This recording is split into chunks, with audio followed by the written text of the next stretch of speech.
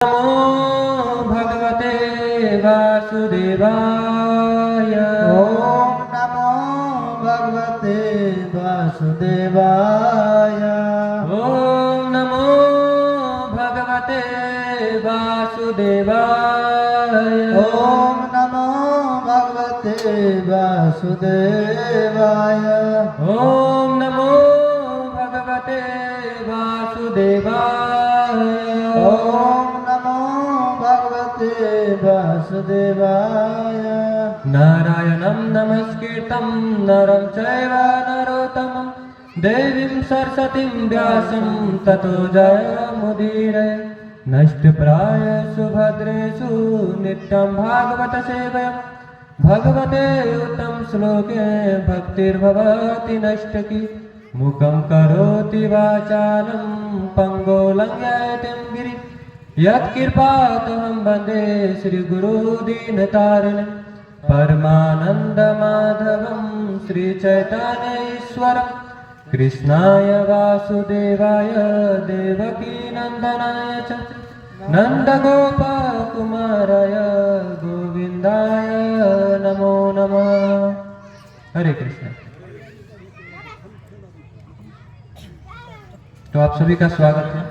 अंतर्राष्ट्रीय कृष्ण भावनामृत संघ द्वारा स्थापित 3 दिवसीय रामचरितमानस कथा में, और उम्मीद करते हैं कि आप लोग अच्छे से सुनेंगे और इसका पालन भी अपने जीवन में आचरण भी करेंगे। कहते हैं कि सुनना ज़्यादा इम्पोर्टेंट नहीं है ना, सुनकर जब हम जीवन में आचरण करते हैं। हरे कृष्ण। हल्ला मत करिए।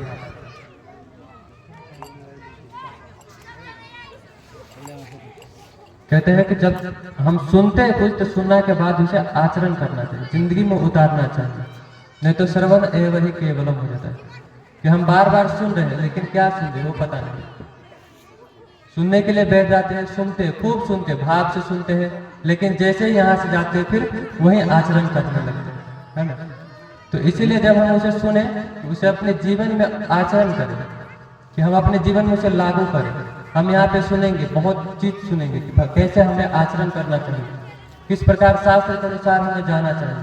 लेकिन जब हम यहाँ पे सुनेंगे फिर क्या करेंगे, यहाँ से जैसे उठेंगे तो फिर से हम उसे करने लगेंगे। माने कि यहाँ पे बैठकर हम यहाँ से कहेंगे कि गाली देना बुरी बात है, तो आप सभी कहेंगे हाँ ठीक है, गाली देना तो बुरी बात है।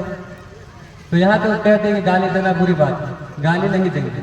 लेकिन जैसे ही हम यहाँ से उठेंगे फिर से वही स्टार्ट है कि गाली देना है, देना है। थोड़ा सा क्रोध बर्दाश्त नहीं होता है हम लोगों से, थोड़ा कोई हमसे विपरीत दिशा में कुछ काम कर दे तो हम गाली देने लगते हैं, है ना, या कुछ अपशब्द बोलते हैं। तो ऐसा नहीं करना है। जब हम सुनेंगे तो अपने जीवन में आचरण भी करेंगे, नहीं तो ये हाथी के स्नान के समान हो जाता है। हाथी को जब गर्मी लगता है तो घंटों घंटों नहाते हैं, खूब नहाते, पानी में जाते हैं, पूरा दिन नहाते हैं, और जैसे नहाकर ऊपर आते, किनारे पे आते हैं तो पुनः क्या करते हैं, मिट्टी लेते हैं और अपने सर पे डाल देते हैं। तो हाथी के स्नान हमें नहीं करना है।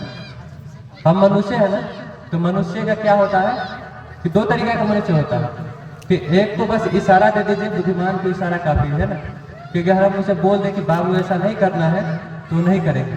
और एक होता है कि साफ उसके पास बुद्धि नहीं रहता, उसको बार बार कहते रहिए कि नहीं ऐसा नहीं करना है, लेकिन क्या होता है अपने स्वभाव के कारण विवश होता है, वो करेगा। आप जितने बार उसे मना करें कि नहीं ऐसा नहीं करना है, वो उल्टा भी काम करेगा।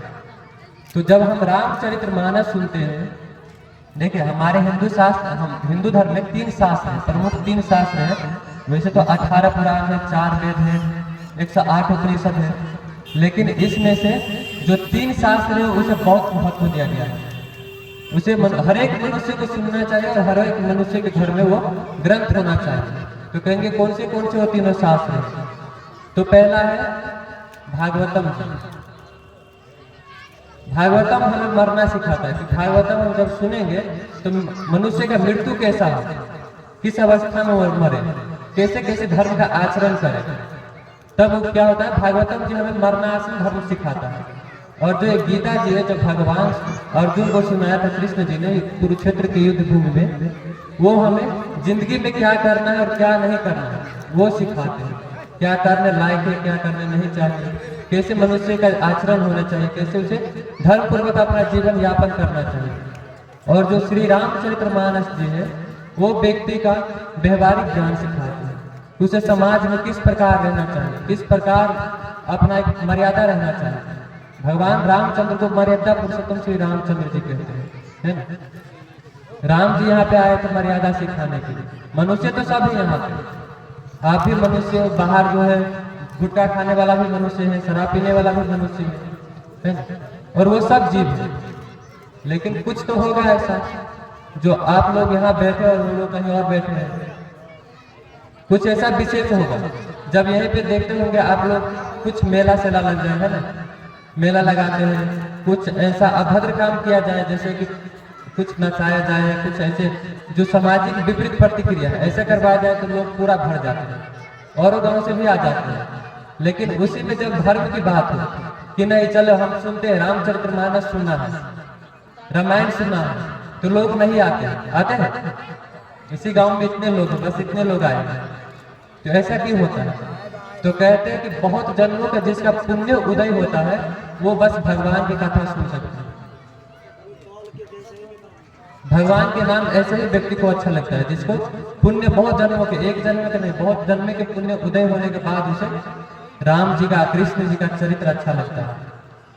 अगर आप लोग यहाँ बैठे तो बहुत भाग्यमानी है आप, नहीं तो बहुत के पास बहुत कुछ काम है। और कहते हैं कि मनुष्य और दूसरे जीव है, जितने भी जीव है सब तो समान है ना।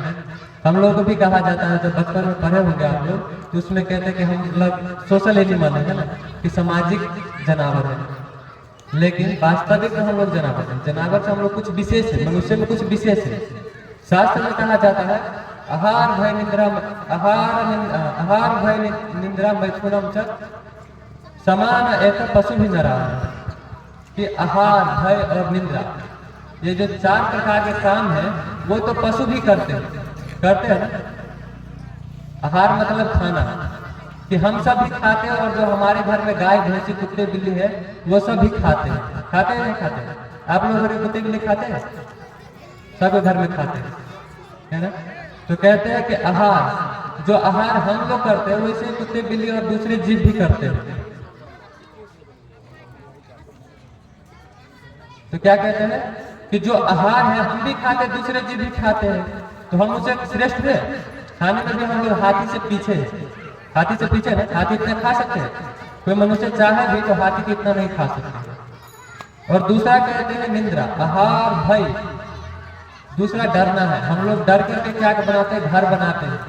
इतने बड़े घर है किस लिए बनाए, कि कोई हिंसक जीव आकर के हमें मार न दे, है ना, चोर डाका ना आ जाए और हमारा कुछ लूट न ले। डर से हम क्या करते हैं, भवन का निर्माण करते हैं, भवन में रहते हैं। और फिर क्या कहते हैं, आहार भय निंद्रा। फिर हम कहेंगे नहीं ठीक है कि दूसरे जीव खाते भी है और डरते भी है, लेकिन जो हम सब है, हम सब क्या है, कुछ विशेष है हम लोगों में। हम लोग सोते भी है, खूब सोते हैं, और मनुष्य सबको यही लगता है कि बस सोने में आनंद है ना। सबको यही लगता है कि खाने के बाद बस सोने के लिए मिल जाए फिर मजा। लेकिन कहते हैं कि नहीं, हम सोने में भी दूसरे जीव से पीछे। क्या हम लोग भालू इतना सो सकते हैं? भालू एक बार खाता है 6-6 महीना सो जाता है, जब तक उसे दोबारा भूख नहीं लगता तब तक वो सोया रहता है। लेकिन हम लोग सोने जाते हैं तो फिर नींद हराम हो जाता है ना? कि कल क्या खाना उसके लिए हम आज चिंता करते हैं, परसों क्या खाना है आज ही चिंता करते हैं। मनुष्य क्या है, पल पल दुखी हो, न चाहकर भी दुखी हो, क्योंकि जो सृष्टि का निर्माण किया जिस भगवान ने, उसे ही बोला है कि क्या है, दुखालय शाश्वत, ये दुखों का घर है। जैसे भोजनालय होता है ना, होटल भोजनालय कहते हैं, तो वहां पे भोजन मिलता है, और ये क्या है, दुखालय, तो यहाँ पे दुखी मिलता है। बाबा तुलसी रामचरितमानस बहुत अच्छे लिखते हैं, कहते हैं इस सृष्टि में अगर सुखी खोजना है तो सबसे पहले आप 3 चीज खोजिए। पहले कहते हैं कि आप अगर कछुए के पीठ पर बाल देख ले, वो भी एक समय के लिए संभव है कि कछुए के पीठ पे बाल मिल जाए। मिलना संभव है कछुआ के पीठ पे बाल? देखा है कछुआ के पीठ पे कभी बाल नहीं होता है। वो कहते हैं कि कछुआ के पीठ पे बाल मिलना भी एक समय के लिए क्या है, संभव है। और जो बर्फ होते हैं, बर्फ में आग लगाना भी संभव है। माने कुछ हद तक प्रयत्न करते हैं तो बर्फ में भी आग लग सकता है, यथापि वह असंभव है, लगेगा नहीं। लेकिन अगर मनुष्य ज्यादा प्रयत्न करे, अगर वो बोले, तो एक समय के लिए ये भी मान लेते हैं कि बर्फ में भी आग लग सकता है। और तीसरा कहते हैं कि अगर मिट्टी को ज्यादा पेरा जाए तो उससे तेल निकल जाएगा। ये तीनों असंभव काम है, कभी भी ये पूरा नहीं हो सकता। और एक समय के लिए हम ये माने कि ये तीनों अगर पूरा भी हो जाए तो ये असंभव है कि इस सृष्टि में क्या हो, सुख मिले। और सुख किस प्रकार है? तो सुख कहते हैं मृग तृष्णा का समान, इंग्लिश में कहते हैं मिराज, है ना। कि जैसे कभी कभी हम लोग हाईवे पे जाते हैं, और जाते जाते देखते हैं कि कुछ सब आगे दूर पे हमें दिखाई देता है कि कुछ पानी जैसे झलकता रहता है, लगता है ना। कभी कभी गर्मी के समय में ज्यादा होता है कि लगता है बस आगे पानी मिल जाएगा, आगे ही पानी मिल जाएगा।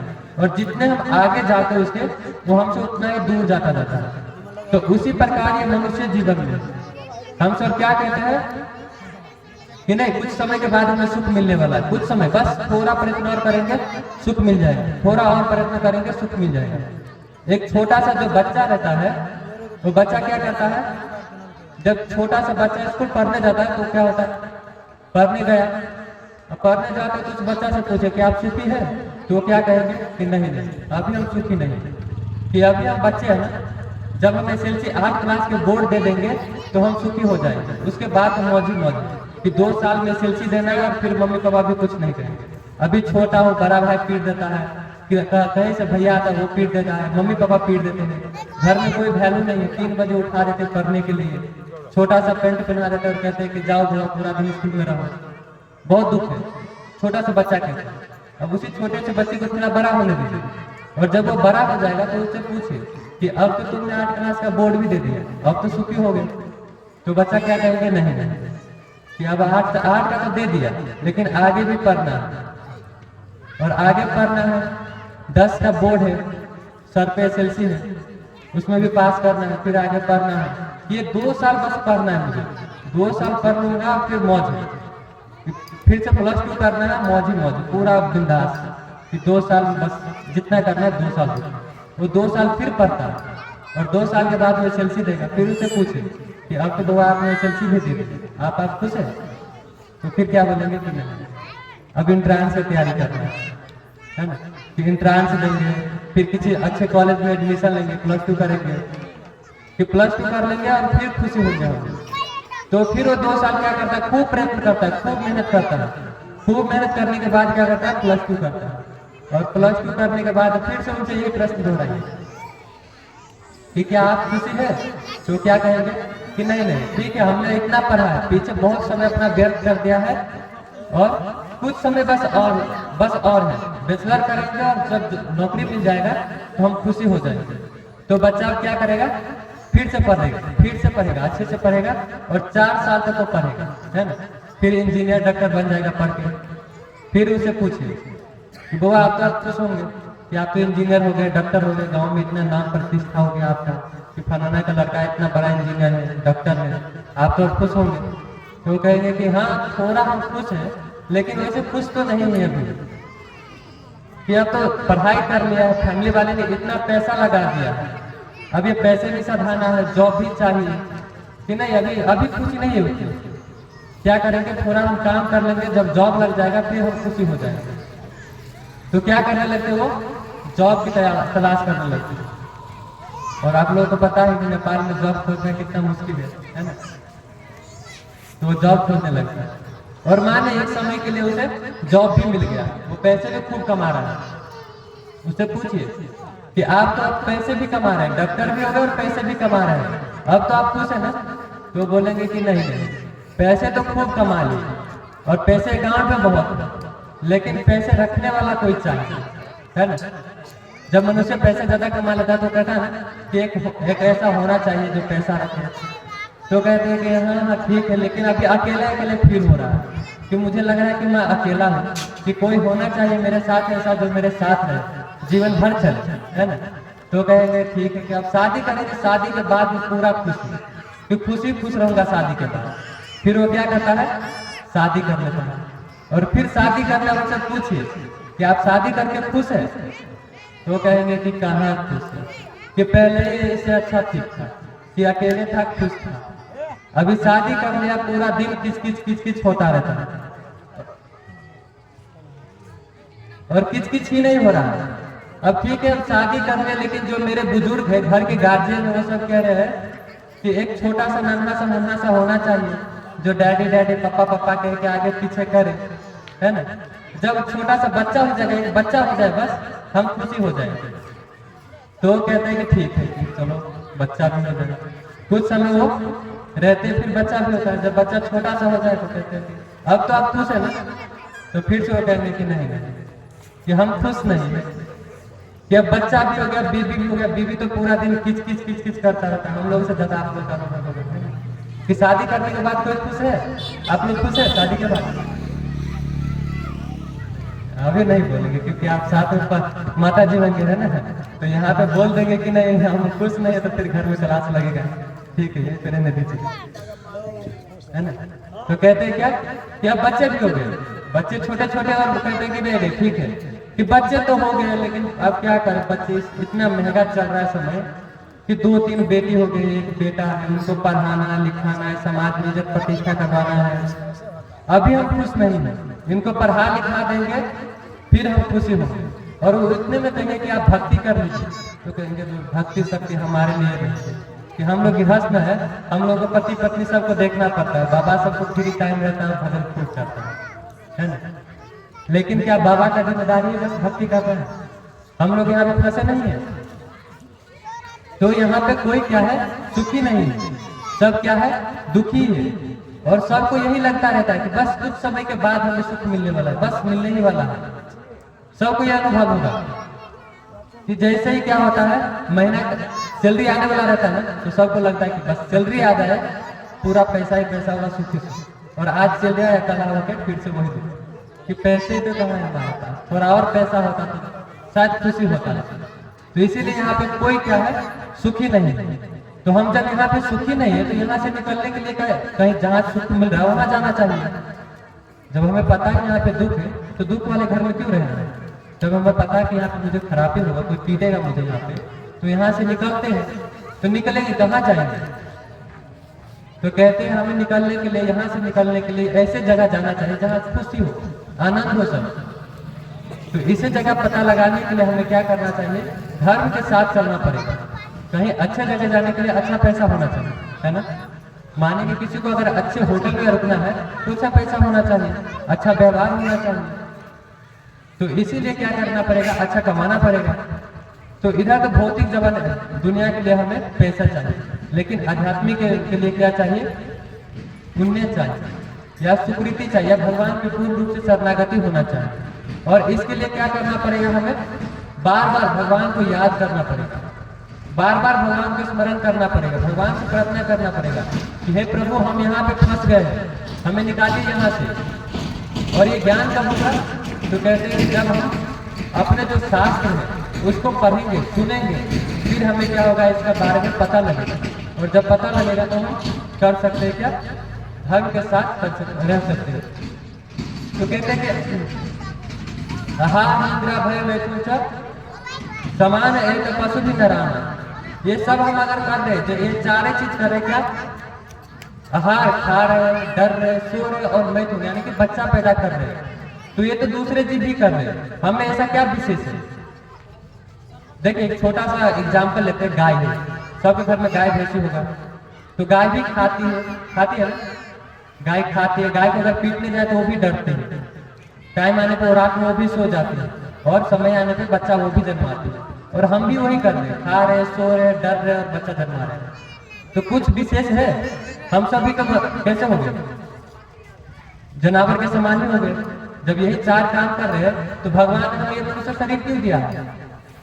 कभी ये सोचा है कि हम मनुष्य जीवन में मिला है? मनुष्य जीवन किस चीज के लिए मिला है? तो आगे कहते हैं धर्म ही देशम अधिको विशेषम, कि मनुष्य में क्या है? धर्म ही एक विशेष है। क्या विशेष है? धर्म विशेष है। और धर्म क्या है? तो अगर हमें धर्म के बारे में जानना है तो इसके लिए हमें शास्त्र जानना पड़ेगा कि शास्त्र क्या है उससे पहले, और कौन से शास्त्र के अनुसार कैसे हम चलेंगे तो धर्म के साथ चलेंगे। जब धर्म की बात आते है तो मनुष्य क्या करते हैं कि दूसरे की तरफ देखने लगते हैं कि यार फलाना कर रहा है, वो कर रहे हैं, मैं क्यों करूं, है ना। तो क्या करना चाहिए मनुष्य को, अपने धर्म के अनुसार उसे चलना चाहिए। जब मनुष्य धर्म के साथ अपना जीवन यापन करता है तो उसे इस लोक में भी और परलोक में भी क्या होता है, सुख की प्राप्ति होती है। अगर कोई व्यक्ति धर्म के साथ नहीं रहता तो भले कुछ समय के लिए क्या होता है कि जो झूठ बोलता रहता है, कुछ गलत आचरण करता रहता है, तो उसे बहुत सुख मिलता है। हमें देखने को मिलता है कि यार फलाना तो ऐसे कर रहा है, लेकिन फिर भी उसे सुख मिल रहा है। हम लोग इतने नेम के साथ रह रहे, इतने अच्छे अच्छे भगवान के कीर्तन कर रहे, कथा सुन रहे, फिर भी दुख मिल रहा है। होता है ना कभी कभी, नहीं होगा, नहीं होगा। हाँ, तो भगवान के शरण में जब जाते हैं तो हमें क्या होता है, दुख नहीं होता। तो इसीलिए हमें क्या करना चाहिए, बार बार भगवान की कथा कीर्तन सुनना चाहिए। और कथा कीर्तन में जब हम कथा कीर्तन सुनने जाए तो बार बार भगवान की कीर्ति गानी चाहिए, भगवान के बारे में सुनना चाहिए। तो कहते हैं इसे सुनने से क्या होगा कि ठीक है, आप इतने देर से बोल रहे हैं कथा सुनना चाहिए, कथा सुनना चाहिए, आपका काम ही है कथा सुनाना, कि आपका तो रोजी रोटी है ना, आप कथा नहीं करेंगे तो क्या खाएंगे। बाबा जी सबका काम ही है कथा सुनाना है, दूसरे को समझाना है ना। तो कहते हैं कि देखिए, इसे समझने के लिए हम 3 एग्जाम्पल के साथ चलेंगे, 3 उदाहरण के साथ चलते हैं कि क्यों सुनना चाहिए। तो कहते हैं कि पहले हम युग के बारे में जानते हैं। हमारे अनुसार, हिंदू धर्म के अनुसार 4 युग होते हैं, पता है ना आप लोगों को, 4 युग, सत्ययुग, त्रेता, द्वापर और कलयुग, ये 4 युग हैं। और ये 4 युगों में क्या होता है कि राक्षस और जो देवी देवता होते हैं अलग अलग लोक में रहते हैं। जैसे सतयुग में चलते हैं, सतयुग में कौन था राक्षस, पता है किसी को, हिरण्यकश्यप, और हिरण्यकश्यप था और देवी देवता। राक्षस और देवी देवता अलग अलग लोक में रहते थे, अलग अलग लोक में रहते थे ना। और फिर आते त्रेता युग में। त्रेता युग में जब आए तो त्रेता युग में कौन हुए, भगवान मर्यादा पुरुषोत्तम श्री रामचंद्र जी। तो जब रामचंद्र जी आए तो उनके युग में क्या हुआ था, रावण और राम जी एक ही लोक में, यानी कि पृथ्वी लोक में रहते थे, दोनों एक ही लोक में थे। फिर आते हैं कहाँ पे, कहाँ पे आते हैं, द्वापर में। द्वापर में अब एक लोक में नहीं, एक ही परिवार में रहने लगे राक्षस और, यानी कि राक्षस परिवृत्ति वाले और देव परिवृत्ति वाले लोग। तो कौन, पांडव और कौरव, दोनों चचेरे भाई थे ना, एक ही परिवार में रहते थे। लेकिन एक का आचरण कैसा था, राक्षस स्वभाव था, बस मुझे मिल जाए मैं खुशी रहूं, ऐसे स्वभाव का। दूसरा कैसे था, पुण्य करने वाला, दान देने वाला, धर्मात्मा थे। तो कहते क्या होता है कि द्वापर में एक ही परिवार में आ जाते हैं, और जब कलयुग आते हैं तो कलयुग में एक परिवार में नहीं, एक व्यक्ति में आ जाते हैं कि एक ही व्यक्ति में अब दोनों है, राक्षस भी है और संत स्वभाव भी है। मेरे गुरु महाराज परम पूज्य राधा गोविंद गोस्वामी महाराज कहते हैं कि हमारे पास 2 कुत्ता है, एक कुत्ता अच्छा कुत्ता है और एक बुरा कुत्ता है। कि जब हम अच्छा कुत्ता को खिलाने लगेंगे तो बुरा कुत्ता को दबा देगा, हमारे अंदर के जो बुरा कुत्ता है उसे वो दबा देगा। और जब हम बुरे कुत्ते को खिलाने लगेंगे, यानी कि गलत काम करने लगेंगे, तो फिर वो अच्छा कुत्ते को दबा देगा कि अच्छा कुत्ता आप डर गया, आप बस आप बुरे कर्म कर रहे हैं। तो इसीलिए व्यक्ति को चाहिए कि वो अच्छे कुत्ते को खिलाए, है ना, कि धर्म के साथ चले। बराबर कैसे खिलाएंगे, अगर बराबर हम खिलाएंगे तो बराबर तो एक होगा नहीं, और फिर से हम इसमें फंस जाएंगे। जब हम बराबर खिलाने लगेंगे, पुण्य कर रहे फिर से पाप कर रहे, पुण्य कर रहे फिर से पाप कर रहे, तो हाथी के स्नान के समान हो गया कि यहाँ कर रहे हैं फिर वहां जाकर वही कर रहे हैं, यहाँ पे राम राम कर रहे हैं, यहाँ से निकले फिर वहां जाकर दूसरे को गाली दे रहे हैं, तो कोई फायदा हुआ, कोई फायदा नहीं। हाँ, भगवान के नाम आपने लिया वो अच्छा बात है, लेकिन कर्म तो सबको भोगना पड़ेगा। अगर आप अच्छे कर्म करें तो अच्छा फल है, और बुरे कर्म करें तो बुरे कर्म फल है, फल तो भोगना पड़ेगा। तो क्यों ना हम बस अच्छा कर्म करें, कर्म करना हमारे अंदर में है। कहते ABCD पढ़े आप लोग, ABCD है ना, तो उसमें A छोड़ दीजिए, B से D देखिए। B क्या है, बर्थ, यानी कि जन्म, हम लोग का जन्म होता है, और D से क्या होता है, डेथ, मृत्यु। जन्म और मृत्यु, जन्म मृत्यु के बीच में C आता है, C से चॉइस होता है और चूज होता है। चॉइस का मतलब हम लोग क्या करें क्या नहीं करें वो हमारे अंदर है। जन्म लेना मनुष्य के हाथ में नहीं है, कोई किसी ने सोचा है कि मैंने खुद से जन्म लिया है? कोई ले भी नहीं सकता है। ले सकता है? आप लोगों ने किसी ने सिलेक्ट किया मम्मी पापा कि नहीं मुझे इसके घर में जन्मना है, इसके घर में जन्मना है, ये थोड़ा गांव का धनिक व्यक्ति इसके घर में मुझे जन्म लेना है? अगर ऐसा होता कि हम खुद से चूज कर सकते किसके घर में जन्म लेना है, तो मुझे नहीं लगता कोई गरीब के घर में जन्म लेगा। सब अंबानी के घर में जन्म लेते, टाटा बिरला के घर में, तो मुझे उसके घर में जन्म लेना है ना? तो हमारे हाथ में नहीं कि जन्म कहाँ लेना है, और मृत्यु भी हमारे हाथ में नहीं कि कहाँ मरना है और कैसे मरना है। ये भी भगवान ने पहले से फिक्स कर रखा है। तो हमारे हाथ में क्या है? कुछ है हमारे हाथ में? है, हमारे हाथ में कर्म है, हमारे कर्म है कि आप हम क्या कर सकते? कर्म कर सकते बस। तो क्यों ना हम अगर कर्म ही कर सकते तो अच्छे कर्म करें, बुरे कर्म क्यों करें? जब हम हमारे हाथ में एक ही चीज है, कर्म करना। और कितने लोग कहेंगे कि ठीक है हम कर्म भी नहीं करेंगे। तो ऐसा भगवान गीता में कहते हैं, ऐसा कभी भी नहीं हो सकता कि कोई व्यक्ति कर्म न करे। बिना कर्म के कोई व्यक्ति रह ही नहीं सकता। आप कुछ नहीं करे फिर भी कुछ कर रहे हैं। मनुष्य के अंदर दो ही चीज है, हाँ या ना। वो हाँ करेगा या ना करेगा। अगर मैं पूछूं कि आप भात खाएंगे तो आप बोलेंगे हाँ खाएंगे, नहीं खाएंगे दूसरा कहेंगे नहीं खाएंगे। ऐसा नहीं कह सकते खाऊंगा भी नहीं खाऊंगा, कह सकते हैं? दूसरा चॉइस नहीं, बस हाँ और ना वाला चॉइस है। तो जब ऐसा ही हाँ और ना, तो हम क्यों ना अच्छा कर्म करें और भागवत प्राप्ति करें। भागवतम जी में कहते हैं कि दुर्लभो मानस देवो देहि नाम क्षणभंगुर तत्रापि कि मन वैकुंठ प्रिय दर्शन। कि ये जो मनुष्य का जीवन है वो क्या है? बहुत दुर्लभ है कि 84 लाख योनि के बाद ही मनुष्य जीवन मिलता है।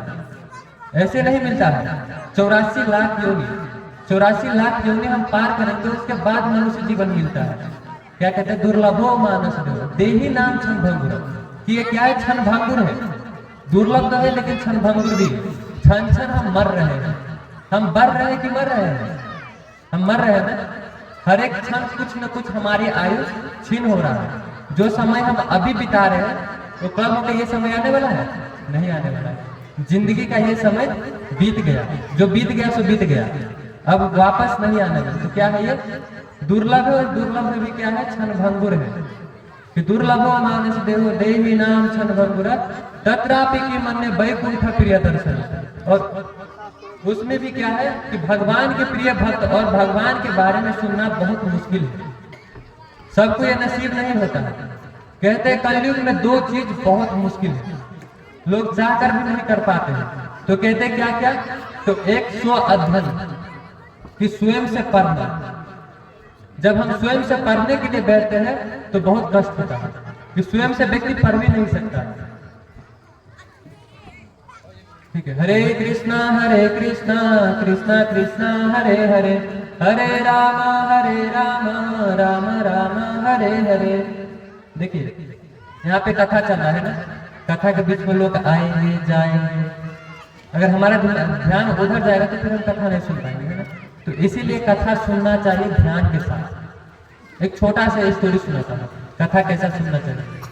कहते हैं कि एक जो मूर्ति बनाने वाला होता है ना, कारीगर, तो उसने 3 मूर्ति बनाया। 3 मूर्ति समझते हैं ना, छोटा छोटा 3 मूर्ति बनाया।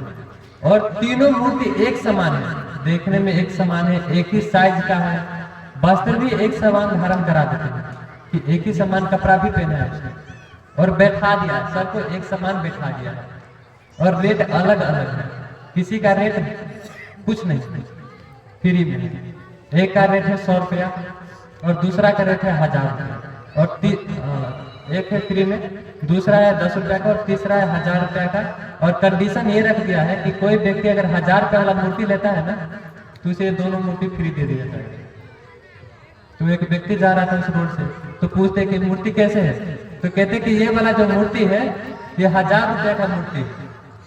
तो कहते ये 1000 रुपया का है। तो ये कितने का है? तो कहते कि ये 10 रुपया का मूर्ति है। तो कहते ये कितने का? तो कहते हैं फ्री का मूर्ति।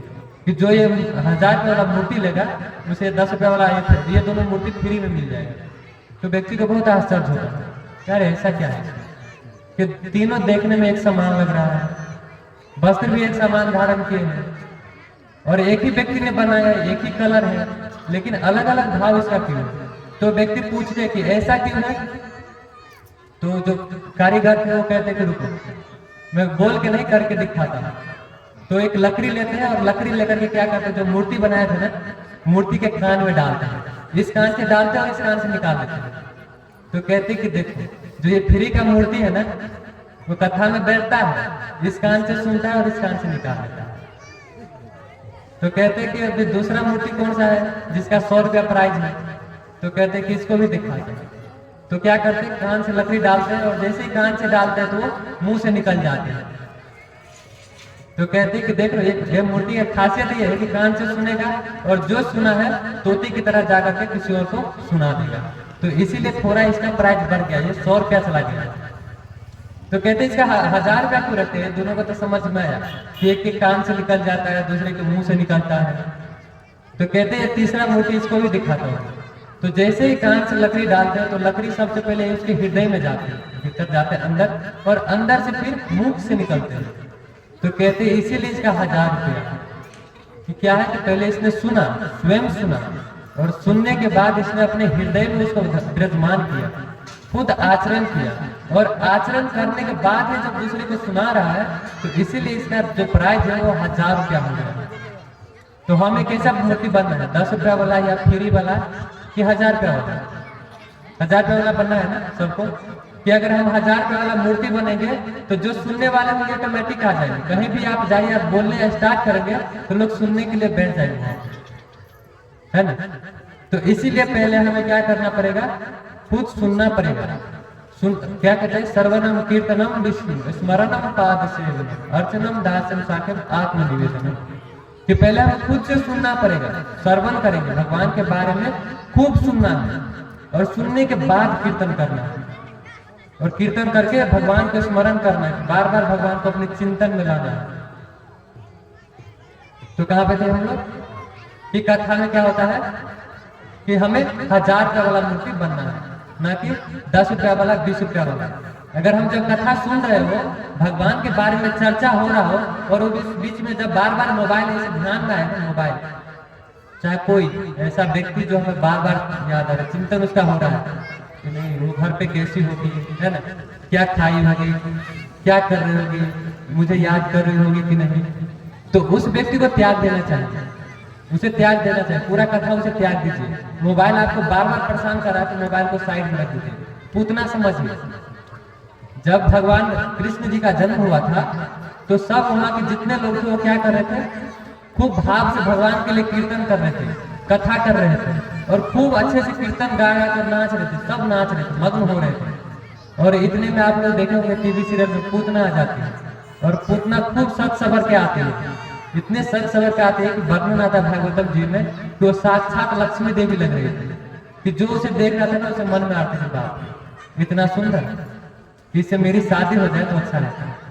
सबको भगवान के कीर्तन छोड़ करके पूतना के कीर्तन कर रहे थे, बाप इतनी अच्छी सब भगवान को भूल गए। तो जब हम कथा सुन रहे हो और बीच में किसी का स्मरण बार बार आए, बार बार किसी का चिंतन हो, तो थोड़े समय के लिए प्रार्थना है कि उसे यही पूतना समझ कर त्याग दीजिए, ये पूतना हमें भगवान से दूर कराता है ना।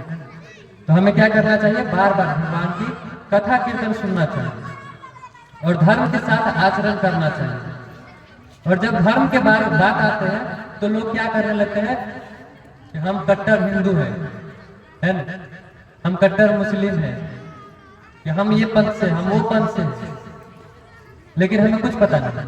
हम बार बार अपने आप को कहेंगे कि हम खूब बड़े हिंदू हैं, खूब बड़े हिंदू हैं, लेकिन उससे हम पूछे, आप पूछे कि आपने कभी गीता भागवत पढ़ा है, कभी रामचरितमानस पढ़ा है, कि आपके घर में रामचरितमानस है, गीता भागवत है, भागवतम है, कुछ ऐसा शास्त्र है जिसे आप पढ़ते हैं कि आपको धर्म के बारे में पता चले, तो फिर वो शांत हो जाएंगे। तो देखिए ये जो धर्म है वो भावना के साथ नहीं चलता, भाव में धर्म नहीं चलता। आप भाव में बेहतर हम कहते हैं कट्टर हिंदू, कट्टर हिंदू है, हाँ ठीक है कि आप हिंदू है, गर्व की बात है कि हिंदू है, लेकिन अपना जो धर्म है, शास्त्र है, उसे तो भी अध्ययन करना चाहिए। जब हम जानेंगे नहीं, सुनेंगे नहीं, तो उसके बारे में पता कैसे चलेगा कि क्या करना है क्या नहीं करना है। तो इसीलिए हमें क्या करना चाहिए, बार बार भगवान के बारे में सुनना चाहिए, पढ़ना चाहिए, और अपना जीवन भी सार्थक करना चाहिए और दूसरा का जीवन भी सार्थक करना चाहिए। चैतन्य चरितामृत में कहते हैं कि भारत भूमि हेलो मनस जनम जन्म सार्थक करी करो पर उपकार। कि कहते हैं कि भारत भूमि तो है लो मानस जनम। ये सब क्या है, भारत भूमि में आते हैं, ये इंडिया वाला भारत में। पहले भारत भूमि थे नहीं, सब अखंड भारत में आते थे। तो कहते हैं भारत भूमि तो है लो मानस जनम, कि भारत भूमि में दुर्लभता से मानव जीवन होता है। तो इसीलिए हमें क्या करना चाहिए, तो जन्म सार्थक करी करो पर उपकार, कि पहले अपना जीवन हमें सुधारना चाहिए। अपने बारे में क्या करना चाहिए, अपने आप को सुधारना चाहिए। और जब हम अपने आप सुधर जाए तो फिर दूसरे के लिए प्रयत्न करना चाहिए कि नहीं उसे भी सुधारना है। तो इस भाव से हमें क्या करना चाहिए, अगर हमें कुछ पहले ही कुछ पता नहीं, कि हमें खुद कुछ पता नहीं और हम बार बार जाकर कि जय श्री राम, हम हिंदू वाले हैं, और कोई आकर पूछता कि राम जी कौन है, तो हम सीधा कहेंगे कि दशरथ जी का पुत्र है, उससे ज्यादा हमें कुछ पता नहीं है। वो भी कहीं पे सुन लिया था कि रामचंद्र जी दशरथ जी का पुत्र है और जानकी जी का पति है, उससे ज्यादा हमें रामचंद्र के बारे में कुछ पता नहीं। कृष्ण कौन है, तो कृष्ण के बारे में कुछ पता नहीं। यहाँ सुना था कि कृष्ण माखन चुराते थे, गोपियों के साथ रात रता थे, उससे ज्यादा कुछ पता नहीं। कृष्ण के बारे में किसी को क्या पता है, ज्यादा से ज्यादा उससे पूछे तो बोल देगा कि हाँ कृष्ण के बारे में सुना था, बहुत नटखट था, है ना। हम अपने देवी देवता उससे बुराई करते थे, कहते कि वो बहुत नटखट था, खाली गोपियों के साथ रास रचता था, वस्त्र चुरा लेता था, माखन चुराता था। अरे योगेश्वर कृष्ण है, वो भगवान है वो। कहते सच्चिदानंद रूपाय विश्वपत्यादि है तबे तापत्राय विनाशाय श्री कृष्णाय भूयं नमः। कि श्री कृष्ण कैसे, तो कहते सच्चित आनंद से उनका शरीर बना है, सच्चिदानंद रूपाय विश्वपत्यादि है तबे, कि विश्व को उत्पत्ति स्थिति और प्रलय तीनों के कारण भगवान कृष्ण ही है। और कहते हैं तापत्राय विनाशाय, कि जो हमारे अंदर हमारे यहाँ तीन प्रकार के दुख होते हैं, आदि दैविक, आदि भौतिक और आध्यात्मिक। ये तीनों दुख को भगवान कृष्ण क्या करते हैं, जल से, जल के साथ जैसे हम पैर उठाते हैं उसी प्रकार वो तीनों को हमारे जीवन से उखाड़ फेंकते हैं। ऐसे श्री कृष्ण भगवान को हम प्रणाम करते हैं। और हमें क्या पता, कोई पूछे कृष्ण कौन है तो फटाक से कहेंगे कि राधा का प्रेमी था, है ना, कि गोपियों के साथ रास रचाता था।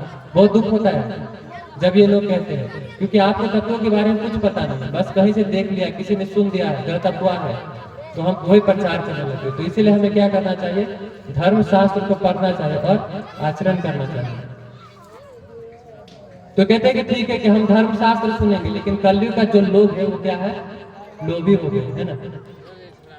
बिना लोभ के कोई काम नहीं करता है। कि अगर उसे कुछ पूछिए कि ये करना, तो बोलेंगे कि ठीक है कि हम करेंगे, लेकिन इससे होगा क्या, कि जब तक मुझे इसमें कुछ फायदा नहीं दिखाई देगा तब तक हम इसके लिए क्यों प्रयत्न करें, क्यों हम ये करें। तो अगर हम यहाँ से कहेंगे कि आप सब रामचरितमानस सुनिए, तो आप लोग कहेंगे कि नहीं, कि किसके पास न टाइम है, कि एक बाबा आता है, वो बैठ जाते ऊपर, उसको तो कुर्सी मिला है, वो मजा से बैठकर बोल रहा है, नीचे तो हम लोगों ने बैठना पड़ता है, मच्छर काट रहा है ना, पैर दुख रहा है, क्या सुना हम लोग। उसमें भी कम एज का है, पता नहीं कहाँ से आ गए, 2-4 साल का लग रहा है ना। तो जब हम कथा सुने तो हमारे अंदर ये भाव नहीं आना चाहिए कि वो छोटा है या बड़ा है। कहते हैं कि जब कथा सुने तो हमें ये मानना चाहिए कि हाँ हमसे कुछ ज्यादा आ रहा है, आपसे कुछ हमें ज्यादा आ रहा है, हम घमंड से नहीं बोल रहे हैं, लेकिन कुछ ऐसा भगवान का विशेष होगा कि हम यहाँ पे बैठे हैं और आप लोग कुछ कह रहे हैं, कि भगवान और गुरु का कृपा होता है। तो इसीलिए हमेशा विनम्र भाव से सुनना चाहिए कि क्या कह रहे हैं, हमारे हित के लिए कह रहे हैं या कुछ और कह रहे हैं। भगवान का जब कीर्ति हो तो ये नहीं सोचना चाहिए कि कोई बड़ा व्यक्ति कह रहा है या छोटा व्यक्ति कह रहा है, ये सोचना चाहिए कि हाँ भगवान के बारे में हमें सुनना चाहिए। हम जिस प्रभु को भूल के यहाँ पे बैठे उसके बारे में कुछ चर्चा कर रहे हैं, हमें सुनना चाहिए। और हम लोग क्या स्वभाव हो गया कि भगवान के बारे में छोड़ करके दुनिया की बातें हो रहा है तो बहुत मजा आता है। माता जी सब जब बैठते हैं घर में तो फिर उन लोगों का कथा स्टार्ट होता है, वो लोग भी कथा करते, पता है, वो सब भी कथा करते हैं। वो कहते हैं कि देख रहे हो कि जो फनामा का पुतौह है कितना कैसा है, कि सासू को हमेशा पीटती रहती है, बाप रे बाप, गाली ऐसा ऐसा देता है, वो सभी कथा करते हैं। तो ऐसे कथा नहीं सुनना है, वो तो व्यथा हो गया। कथा क्या सुनना चाहिए, भगवान राम के बारे में सुनना चाहिए। तो कहते हैं कि भाग किसी भी चीज को हम अगर सुने तो सुनने से पहले उसका महात्म हमें पता होना चाहिए कि इसे सुनने से क्या होगा। तो कहते हैं कि रामचरितमानस का जब हम सुनेंगे तो महात्मा कहते हैं कि वैसे तो रामचरित्र जी और बहुत सारे शास्त्र हैं, उनका अलग अलग शास्त्रों में अलग अलग तरीका से उसका महात्मा बताया गया है। तो इसमें से 2-4 महात्मा लेते हैं और अगर इसमें ज्यादा ढूंढेंगे तो कथा 3 दिन का ही है बस। वैसे रामचरितमानस जी पे 9 दिन का कथा होता है, आप लोगों को पता होगा, लेकिन यहाँ पे समय का कुछ अभाव है तो इसलिए 3 दिन का हो रहा है। तो कहते हैं कि क्या है इसका महात्मा क्या है, तो कहते हैं धर्म अर्थ काम मोक्ष हेतु भूत फल अपूर्ण पुण्य फल। कि क्या है कि जब हम रामचरितमानस सुनते हैं तो इससे 4 पुरुषार्थ की प्राप्ति होती है। धर्म अर्थ काम मोक्ष, ये चारों क्या होता है प्राप्त होता है। कोई व्यक्ति अगर रामचरित्र के बारे में, राम जी के भगवान मर्यादा पुरुषोत्तम राम के बारे में सुन रहा है तो उसे धर्म के बारे में पता चलेगा, समाज में कैसे रहना है, अपने भाई बंधुओं के साथ कैसे रहना है, एक पति को अपनी पत्नी के साथ कैसे रहना है, एक पत्नी को अपने पति के साथ कैसे आचरण करना है, एक पिता के साथ अपने पुत्र का कैसा व्यवहार होता है, पुत्र का व्यवहार पिता के प्रति कैसा होता है। लेकिन हमारे जो समाज है अभी बिल्कुल शास्त्र के विपरीत दिशा में जा रहे हैं। हम सब कहीं ना कहीं मॉडर्न पश्चात सभ्यता पकड़ रहे हैं। हमारे यहाँ क्या सभ्यता था कि सुबह सुबह उठते थे, माता पिता को प्रणाम करते थे, पूजा आरती करते थे। लेकिन जो अभी के बच्चे हो गए, पिताजी कहिए कहने के लिए तो उसे लाज लगेगा, शर्म लगेगा कि पिताजी हम कैसे कहेंगे, डैडी ने कहेंगे हम लोग, है ना। पहले पापा कहते थे डैडी कहेंगे, है ना। अब उससे भी नहीं तो बुरबा कहेंगे, क्यों बुरबा है ना। तो ये सब कहीं ना कहीं पश्चात का सभ्यता आ रहा है। तो इसीलिए हमें क्या करना चाहिए, अपने बच्चों को बचपन से संस्कार सिखाना चाहिए। अभी हमारे समाज की बहुत दुर्दशा है, भाई भाई में छोटे छोटे जमीन के टुकड़े के लिए झगड़ा हो जाता है। जिस भाई के साथ हम बचपन से खेल कूद कर बड़े होते हैं, बचपन से उसके साथ इतने बड़े हुए, एक ही माता के गर्भ से जन्म लेते हैं, और ऐसे बच्चे जब बड़े होते हैं तो थोड़े थोड़े से जमीन के टुकड़े के लिए दोनों भाई में इतना बड़ा युद्ध हो जाता है कि मारने के लिए आतुर हो जाते हैं, जबकि वो जमीन का टुकड़ा वही रह जाते हैं। तो ऐसा क्यों हो रहा है? क्योंकि वो राम जी के चरित्र के बारे में नहीं सुना है। राम जी के चरित्र के बारे में उसे सुनाइए कि जब पिता ने कहा कि कल तुम्हारा राज्याभिषेक है, तो राज्याभिषेक के लिए खुशी, ज्यादा खुशी भी नहीं हुई थी। उसने बोला कि पिताजी ने बोला कि तुम्हारा कल सुबह राज्याभिषेक है, तो रामचंद्र जी कहते कि जी पिताजी जो आ गया आपका, कि आप जो कहेंगे वही ठीक, वो खुशी हो गए। और जैसे ही रात हुआ फिर कुछ षड्यंत्र होता है, और आप जब कथा करेंगे तो विस्तृत में उसमें जाएंगे। और कहते हैं कि जैसे उसको कुछ हुआ, काल ने अपना समय फेरा और उसको पता लगा कि नहीं अब कल तुम्हारा राज्याभिषेक नहीं होगा, तुम्हें 14 साल के लिए वनवास जाना है। फिर भी वो दुखी नहीं हुए रामचंद्र जी, खुशी हो गए कि चलो ठीक है, पिताजी ने बोला है जंगल जाना तो जाना है, वो तैयार हो गए जंगल जाने के लिए। और ऐसा नहीं, फिर उसको कहा गया कि तुम्हें जंगल जाना है, जो तुम्हारा सौतेला भाई है, कौन, भरत जी का राज्याभिषेक हो, वो और खुश हो गए कि हमारे भाई का राज्याभिषेक हो रहा है, मेरे भाई का, मेरे छोटे अनुज का हो रहा है, इतना प्रसन्न हो गए थे। लेकिन विचार करें कि अभी के समाज में अगर आपको बोल दिया जाए कि कल रजिस्ट्री होने वाला है और पिताजी सब जमीन तुम्हारे नाम पे करने वाला है, और रात हो गया, और रात जैसे सुबह हुआ, सुबह में बोले कि नहीं तुम्हारा नहीं होगा, तुम्हारे भाई को सब मिलने वाला है, तुम्हें घर से भी भगा देगा, तो सबसे पहले हम पहना लेंगे और पिताजी को ही पीटेंगे, है ना, कि हम भी ना इसकी प्रॉपर्टी का आधा हिस्सा लेने वाले। और पिताजी को मारने के बाद सीधा दौड़ेंगे कहाँ, भाई को मारने के लिए, किसके कारण ऐसा होता है। लेकिन वहीं पे सोचिए मर्यादा पुरुषोत्तम श्री रामचंद्र जी, कि रामचंद्र जी कह रहे कि नहीं कि ठीक है कि मेरे छोटे जो भाई उसको दे दो राज, और जब भरत जी आते तो भरत जी कहते कि मुझे ये राज नहीं चाहिए, ये राज मेरे भाई को दे दीजिए। अब दोनों राज्य फेंका फेंका बोल रहा है, वो उसे दे रहा है, वो उसे दे रहा है। लेकिन हम लोग इतने दुख हो गए, इतने छोटा सोच हो गया हम लोग का कि हम लोग क्या कर रहे हैं, छोटे छोटे 500 रुपया दे दीजिए भाई को, और 1 महीने के बाद वो रिटर्न नहीं करेगा तो फिर 500 रुपये के लिए झगड़ा होगा, अलग कलह स्टार्ट हो जाता है। 5000 की दवाई खाना पड़ता है 500 रुपये के लिए, है ना, ऐसा झगड़ा हो जाएगा। तो इसीलिए क्या करना चाहिए, हमें रामचरितमानस सुनना चाहिए। और धर्म, अर्थ और काम, मोक्ष, ये 4 प्रकार के पुरुषार्थ के साथ जीना चाहिए। और कहते हैं धर्म जब हम जानेंगे तो कैसे जानेंगे, उसे लिखे पढ़ना पड़ेगा। तो एक चाणक्य पंडित हुए हमारे इतिहास में, वो कहते हैं कि उसके लिए कहते विद्या ददाति विनयम, विनयम ददाति पात्रता, कि जो विद्या होता है ना, विद्या से क्या होता है, विनय प्राप्ति होती है। विद्या हमें झुकना सिखाता है कि अगर किसी के पास विद्या और वो झुक नहीं रहा है तो वो विद्या किसी काम का नहीं है। जो पेड़ फलता है ना वही पेड़ झुकता है। आम का वृक्ष होता है जिसमें जितना फल लगता है उतना वो झुक जाता है, और जिस वृक्ष में मजर नहीं आता है और फल नहीं लगता है वो अकर के खड़ा रहता है ना। तो कहते हैं कि जब विद्या आता है तो मनुष्य झुकना सीख जाता है, और जब वो झुकने लगता है तो पात्रता आ जाता है, और जब पात्रता आता है तो उस पात्रता से वो धर्म के साथ काम करता है, और जब धर्म के साथ वो आचरण काम करता है तो अपना वैसा पैसा किस में लगाएगा, अर्थ किस में लगाएगा, भगवत प्राप्ति के लिए लगाएगा, भगवान की सेवा में लगाएगा। कोई व्यक्ति पूरा दिन खूब मेहनत करके कमा रहा है, देखिए ये कलयुग का प्रभाव है, अभी ये विवादित बात है कि कोई व्यक्ति खूब मेहनत के साथ क्या कर रहा है, कमा रहा है, और उसको बोले कि अपना पैसा फेंक दे, वो फेंकेगा नहीं फेंकेगा। लेकिन भगवान की माया बहुत प्रबल है। हम लोग माया के कारण इतना बुद्धि हर लिया है कि पूरा दिन हम गधी की तरह परिश्रम करते हैं, खूब लेबर में काम करते हैं, ईटा पत्थर ढोते रहते हैं, और जैसे ही शाम आता है तो उसी पैसे से क्या करते हैं, शराब पी लेते हैं। शराब पी, सबको पता है शराब गुटखा खाने से कैंसर होता है, सबको पता है ना। जिसको पता नहीं वो देख ले, उसमें कैंसर का फोटो भी दिया होता है, फिर भी लोग खाते हैं।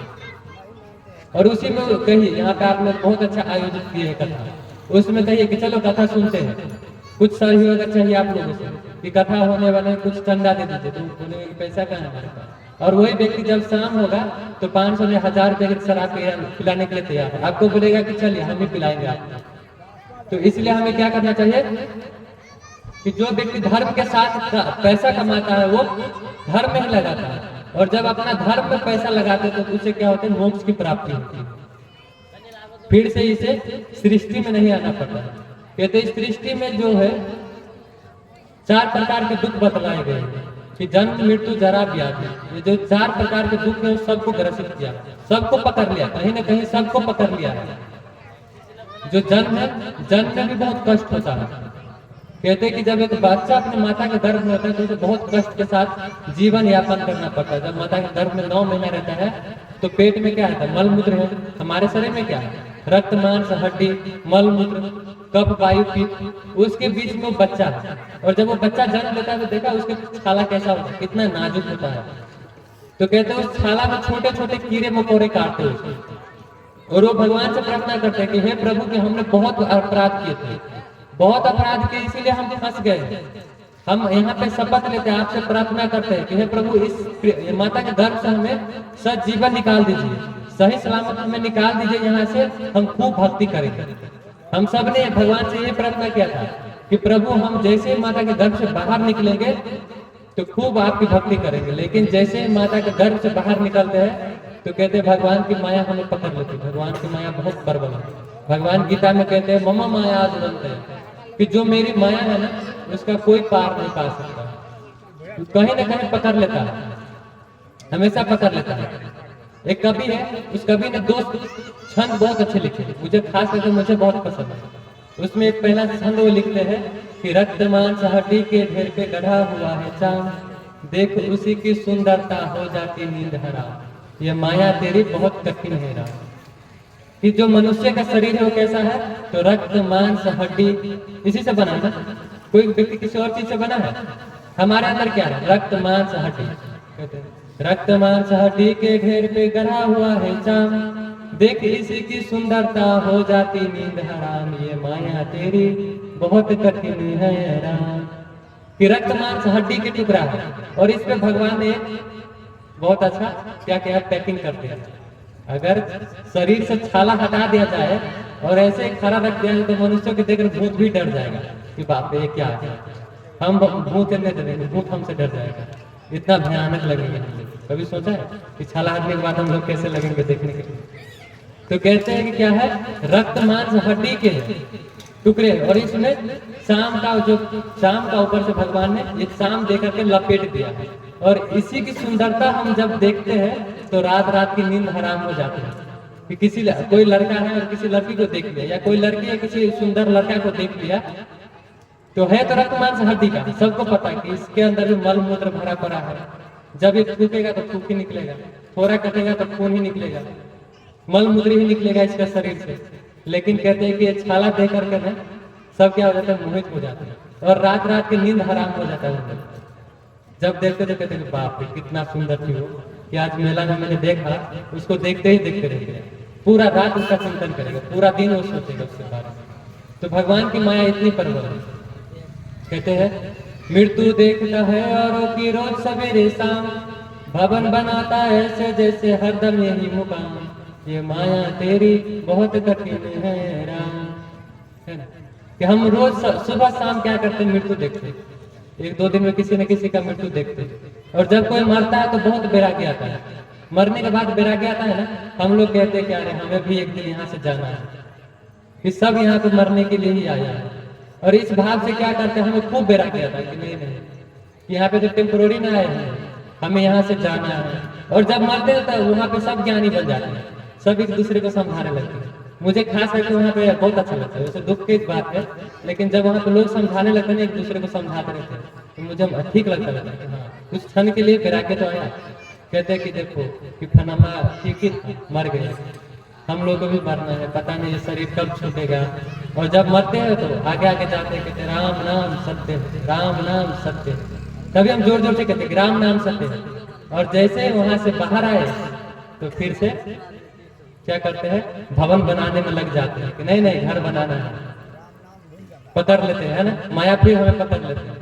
कहते हैं हमारी स्थिति उस बकरी के समान है ना, कि जो एक कसाई होता है ना, कसाई देखा है बकरी जहाँ पे काटते हैं ना, खसी बकरी काटते हैं, तो कसाई के पास बकरी रहता है, बहुत सारे बकरी रहता है, बहुत सारे बकरी। और एक बकरी को पकड़ के लाते, खींच कर लाते, उसे काट देते हैं। जैसे ही काट देते दूसरे आसपास के जितने बकरी रहते हैं ना, वो सब देखकर खूब मेह में करते हैं, खूब मेह में करने लगते हैं। और कसाई उस बकरी को फाड़ चीर करके सब बकरी के सामने लटका देता है और पीस पीस काट के बांट देता है। और सब बकरी देख रहे हैं, मैं कर रहे हैं, लेकिन कसाई के तारीफ कितना ही हल्ला कर रहा है, कुछ घास उठाते और फेंक देते हैं। फिर सब बकरी क्या करते हैं, घास खाने में लग जाते हैं, भूल जाते हैं कि इसके बाद मुझे भी ऐसे फाड़ के लटकाने वाला है। उसे लगता है कि नहीं सुख मिल गया, ये इसी के लिए तो हम मेहनत कर रहे थे, वो खाने में लग जाता है। तो उसी प्रकार हम लोग की स्थिति है कि क्या होता है कि जैसे ही कोई मरता तो बहुत बुरा क्या था कि यार इसके बाद हमें भी मरना, लेकिन जैसे हम शमशान में जला करके आते हैं, शमशान तक खूब बुरा के रहता है, राम नाम सत्य है, राम नाम सत्य है। लेकिन जैसे शमशान से बाहर आए तो फिर ऑफिस से फोन आ जाएगा, घर वाले फोन करेंगे कि ठीक है वो मर गया चला गया, तुम अपना काम धंधा देखो। फिर हम भूल जाते हैं कि राम नाम सत्य है, हमें भी एक दिन यही करते है ना, हमें भी ऐसे सो के जाना है, ऐसे ही जलना है। फिर हम लग जाते हैं धन इकट्ठा करने में, खूब जमा करना है, खूब जमा करना है। क्या करें, कैसे जमा करके? इंडिया में एक सम्राट हुए सिकंदर, बहुत प्रतापवान थे, जहां जाते थे सबको जीत लेते थे, हर जगह जीते थे, हर जगह जीते थे। और जीतते जीतते एक दिन वो घूमते घूमते आते हैं और एक संत से उसका मुलाकात होता है। संत बीच रोड पे सोए रहते थे, तो जाकर पूछते हैं कि बाबा आप इतने बिंदास कैसे सो सकते हैं, कोई चिंता नहीं है। तो कहते हैं कि देखो हमने सब कुछ राम पे समर्पण कर दिया, कि भगवान हमारे लिए सब कुछ करा, तो हम चिंता क्यों ले। तो कहते हैं कि मैं सिकंदर हूँ, कि हर चीज मैंने अपने लिए व्यवस्था कर लिया, खूब धन है, जहाँ जाता हूँ वहाँ के लोग मुझे खूब वाहवाही करते हैं, महाराज के घर बुलाते हैं, राजा के घर संबोधित करते हैं। तो बाबा कहते हैं कि यार इसके चक्कर में मत फंसो, कि मान प्रतिष्ठा शुगर है रविष्ठा, ये जो मान प्रतिष्ठा ये शुगर के मल के समान है, इसमें फंस कर तुम भक्ति भजन छोड़ दोगे। तो वो कहते हैं कि नहीं नहीं मैं सिकंदर हूँ ना, मैंने पूरा दुनिया जीता है, मेरे पास बहुत बड़े बड़े वैद हैं, कि मुझे वो मरने नहीं देंगे, मेरे पास खूब धन है, कि पैसे के अभाव में तो मैं मर ही नहीं सकता। लेकिन क्या होता है कुछ समय के बाद काल अपना चक्र घुमाते हैं, और जैसे उसे क्या होता है टीबी पकड़ लेते, क्षय रोग पकड़ लेते, और क्षय रोग पकड़ने के कारण अब उसकी आयु छीन होने लगता है, वो पल पल मरने लगता है। और मरते मरते जब वो मरने लगता है तो मरने समय अपने एक मंत्री को बुलाते और मंत्री को कहते कि देखो मेरी 2-3 इच्छा है, बस वही पूरा कर देना। तो कहते हैं हाँ महाराज कहिए क्या इच्छा है। तो सिकंदर कहते हैं कि जब मैं मर जाऊंगा ना तो मेरे जो दोनों हाथ है उसे ऐसे बाहर रख देना, खुला बाहर रख देना।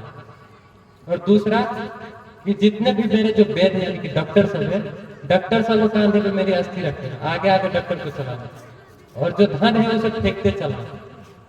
तो कहते हैं ऐसे क्यों? मंत्री जी पूछते हैं कि महाराज ऐसे आप क्यों कर रहे हैं? तो कहते हैं कि जब मैं मर जाऊंगा 1 भी रुपया लेके जाने वाला नहीं। तो दुनिया वालों को ये पता चलना चाहिए कि इतने बड़े सिकंदर जो थे पूरा दुनिया को जीत लिए थे, वो भी खाली हाथ ही गए। और उसे क्या है कि डॉक्टर पर हमें विश्वास है कि वेद हमें बचा लेगा, तो वेद को आगे आगे चलाना। ये सारे वेद थे इसके आगे और ये सम्राट थे, फिर भी इसे बचा नहीं पाए। और धन को फेंकते जाना कि कुछ काम का नहीं है, कौड़ी के समान ही है इसे। जो व्यक्ति मर गया उसके लिए धन कोई वैल्यू है? लाद के ले जाएंगे। लेकिन फिर भी हम क्या करते हैं? बार बार धन के लिए प्रयत्न करते हैं। कहते हैं कि मनुष्य को क्या करना चाहिए? अथो ब्रह्म जिज्ञासा करना चाहिए। मनुष्य को ये जानना चाहिए कि हम कौन है, हम क्यों आए हैं यहाँ पे, है ना? किस लिए आए हैं यहाँ पे, क्या करना है यहाँ पे? कि बस यहाँ पे आए और मरना है, जाना है, खाना पीना, मरना है, जाना है, तो फिर तो हम कुत्ते बिल्ली रहते से अच्छा। भगवान ने हमें जब मनुष्य शरीर दिया है तो मनुष्य शरीर का कुछ उद्देश्य होगा। तो हमें क्या करना चाहिए? अथो ब्रह्म जिज्ञासा, कि भगवान के बारे में जानना चाहिए कि भगवान क्या है, हम किस लिए यहाँ पे आए हैं, हम कौन है, हम दुखी क्यों हैं। जब तक ये पता नहीं होगा तब तक हम दुखी ही रहेंगे और तब तक हमें वैराग्य नहीं आएगा। और जो ये सुख के पीछे हम जो भाग रहे हैं वो सुख बहुत क्षणिक है, बहुत क्षणिक है। ऐसा सुख है ये कि जिस प्रकार की सुख व्यक्ति को बार बार कष्ट दिया जा रहा है और बीच में थोड़ा देर कष्ट देना बंद कर देते तो व्यक्ति उसे ही सुख समझ लेते हैं। किसी को लगातार आप पीटिए, बीच में 5 मिनट छोड़ दीजिए फिर पीटिए, तो उसके लिए 5 मिनट सुख का समय, 5 मिनट सुख का, फिर से पीट रहा है।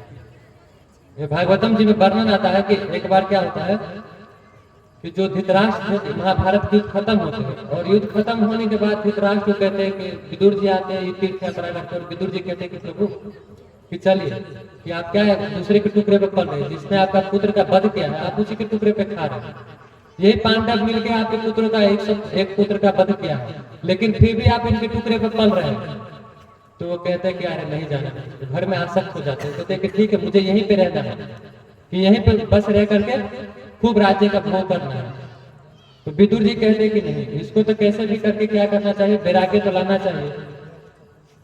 तो विदुर जी कहते हैं कि चलो ठीक है महाराज, हम एक कथा सुनाते हैं आपको कि जब मैं जंगल में जा रहा था ना, तो जंगल में बहुत एक आश्चर्य की बात देखा। तो राजा चौंक जाते हैं कि यार इतने बड़े जो विद्वान विदुर जी वो बोल रहे हैं कि मैंने बहुत आश्चर्य का चीज देखा है। तो कहते हैं ऐसा क्या देखा तुमने?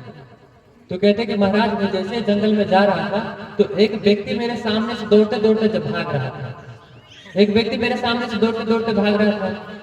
तो मैं देखा कि ऐसे ही क्यों भाग रहा है। तो मैंने इतने में देखा कि एक पका हुआ बाल यानी कि सफेद बाल की जो स्त्री थी वो भी उसके पीछे पीछे दौड़ रहे थे। वो आगे आगे उसके पीछे पीछे स्त्री एक जा रही थी और वो व्यक्ति उसके डर से दौड़ते दौड़ते कहाँ चढ़ जाते हैं, वृक्ष पे चढ़ जाते हैं। और वृक्ष पे चढ़ाते हैं और वृक्ष पे एक जो डांर होता है ना, क्या कहते हैं, हंगा कहते हैं, शाखा पे जाकर के बैठ जाते हैं। और वो डाइन है, जो व्यक्ति है वो डाइन है। और वो डाइन क्या कर रहा है, वो नीचे से शक्ति मार रहा है, उसकी शक्ति कम कर रहा है। जो व्यक्ति भाग रहा था उसे पैर पे बैठ गया उसके, और जो वो व्यक्ति ऊपर तो बैठ गया और ऊपर बैठता है, नीचे देखते हैं कि ठीक है कि हम उतर जाते हैं यहाँ से। तो उतने में देखता है कि साइड में एक शेर आ गया, पैर के साइड में एक शेर आकर के बैठ गया है। तो कहते हैं कि ठीक है हम कूद जाते। तो नीचे देखते हैं तो नीचे कुआं है, जिस शाखा पे है उस शाखा के नीचे कुआं, विशाल कुआं है। और कुआं में अजगर मुंह खोले हुए बैठा है। अजगर ने ऐसे मुंह खोला है और बैठा है कि जब ये गिरेगा तो मैं इसे खा लूंगा। इतने में उसे चिंता होने लगती कि बाप रे, इधर से वो डाइन मेरी आयु यानी कि शक्ति कम कर रहा है और शक्ति कम होगा तो मैं गिर जाऊंगा, जैसे गिरूंगा तो कुआं में गिरूंगा। कुआं में अजगर है, चारों तरफ मौत ही मौत दिख रहा है। इतने में वो समझता है कि ठीक है मैं उतर देता हूँ, पीछे जहाँ से है उतर देता हूँ। इतने में वो देखता है तो देखता है उस जिस वृक्ष के पौधा पे है वो यानी कि ठायर पे है, उसको 2 चूहा काट रहा है। एक सफेद चूहा है और काला चूहा, दोनों मिलकर मजा से काट रहा है, छन छन काट रहा है। देखता है उसे लगता है कि बाप मैं तो पूरा फंस गया। इधर से चूहा काट रहा है, इधर अजगर मुंह खोल के बैठा, उधर से डाइन शक्ति कर रहा है, कहाँ जाओ क्या करो, उसे वैराग्य आने लगता है। बहुत दुख है, बहुत दुख है। इतने में वो देखता है कि उसके जो ऊपर वाला भांगा है, शाखा है, उसमें क्या है, मधुमाछी ने खोता लगा रखा है और उसमें से बूंद बूंद शहद गिर रहा है। कभी कभी एक बूंद शहद गिर रहा है उससे। तो व्यक्ति क्या करता है कि जैसे ही शहद गिर रहा है ना, तो जीभ ऐसे निकालते हैं, आंख करते हैं और चाटने लगते हैं। तो धृतराष्ट्र बहुत क्रोधित हो जाते हैं, यार कौन है ऐसा मूर्ख व्यक्ति कि चारों तरफ उसकी मृत्यु है, लेकिन फिर भी वो शहद खाने के लिए, वो भी एक बूंद शहद गिर रहा है उसके लिए वो इतना परेशान है।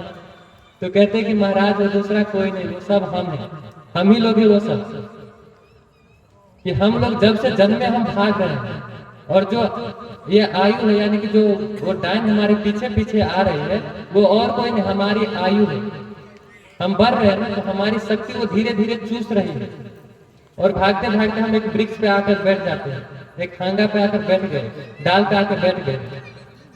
उस डाल के जो इस पीछे हम देखे कि दो चूहा है, वो चूहा क्या करे, उसे काट रहा है। एक काला है, एक सफेद है। तो दिन और रात है, दिन और रात धीरे धीरे कट रहा है, कट रहा है। हम लोग की जिंदगी से दिन रात धीरे धीरे क्या हो रहा है, कट रहा है।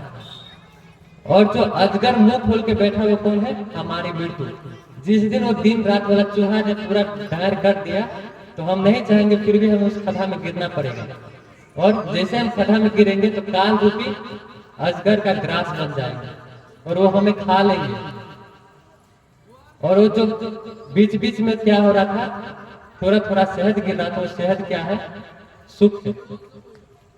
कि खूब हम लोग दुखी है, खूब दुखी है, बैराग्य आ रहा है, सास पुतों में झगड़ा हो गया है, ससुर पिता पुत्र में झगड़ा हो, खूब बैराग्य आ रहा है कि यार इसको बिना मतलब इतना पोषा नहीं, इससे अच्छा मैं भजन भक्ति करता है।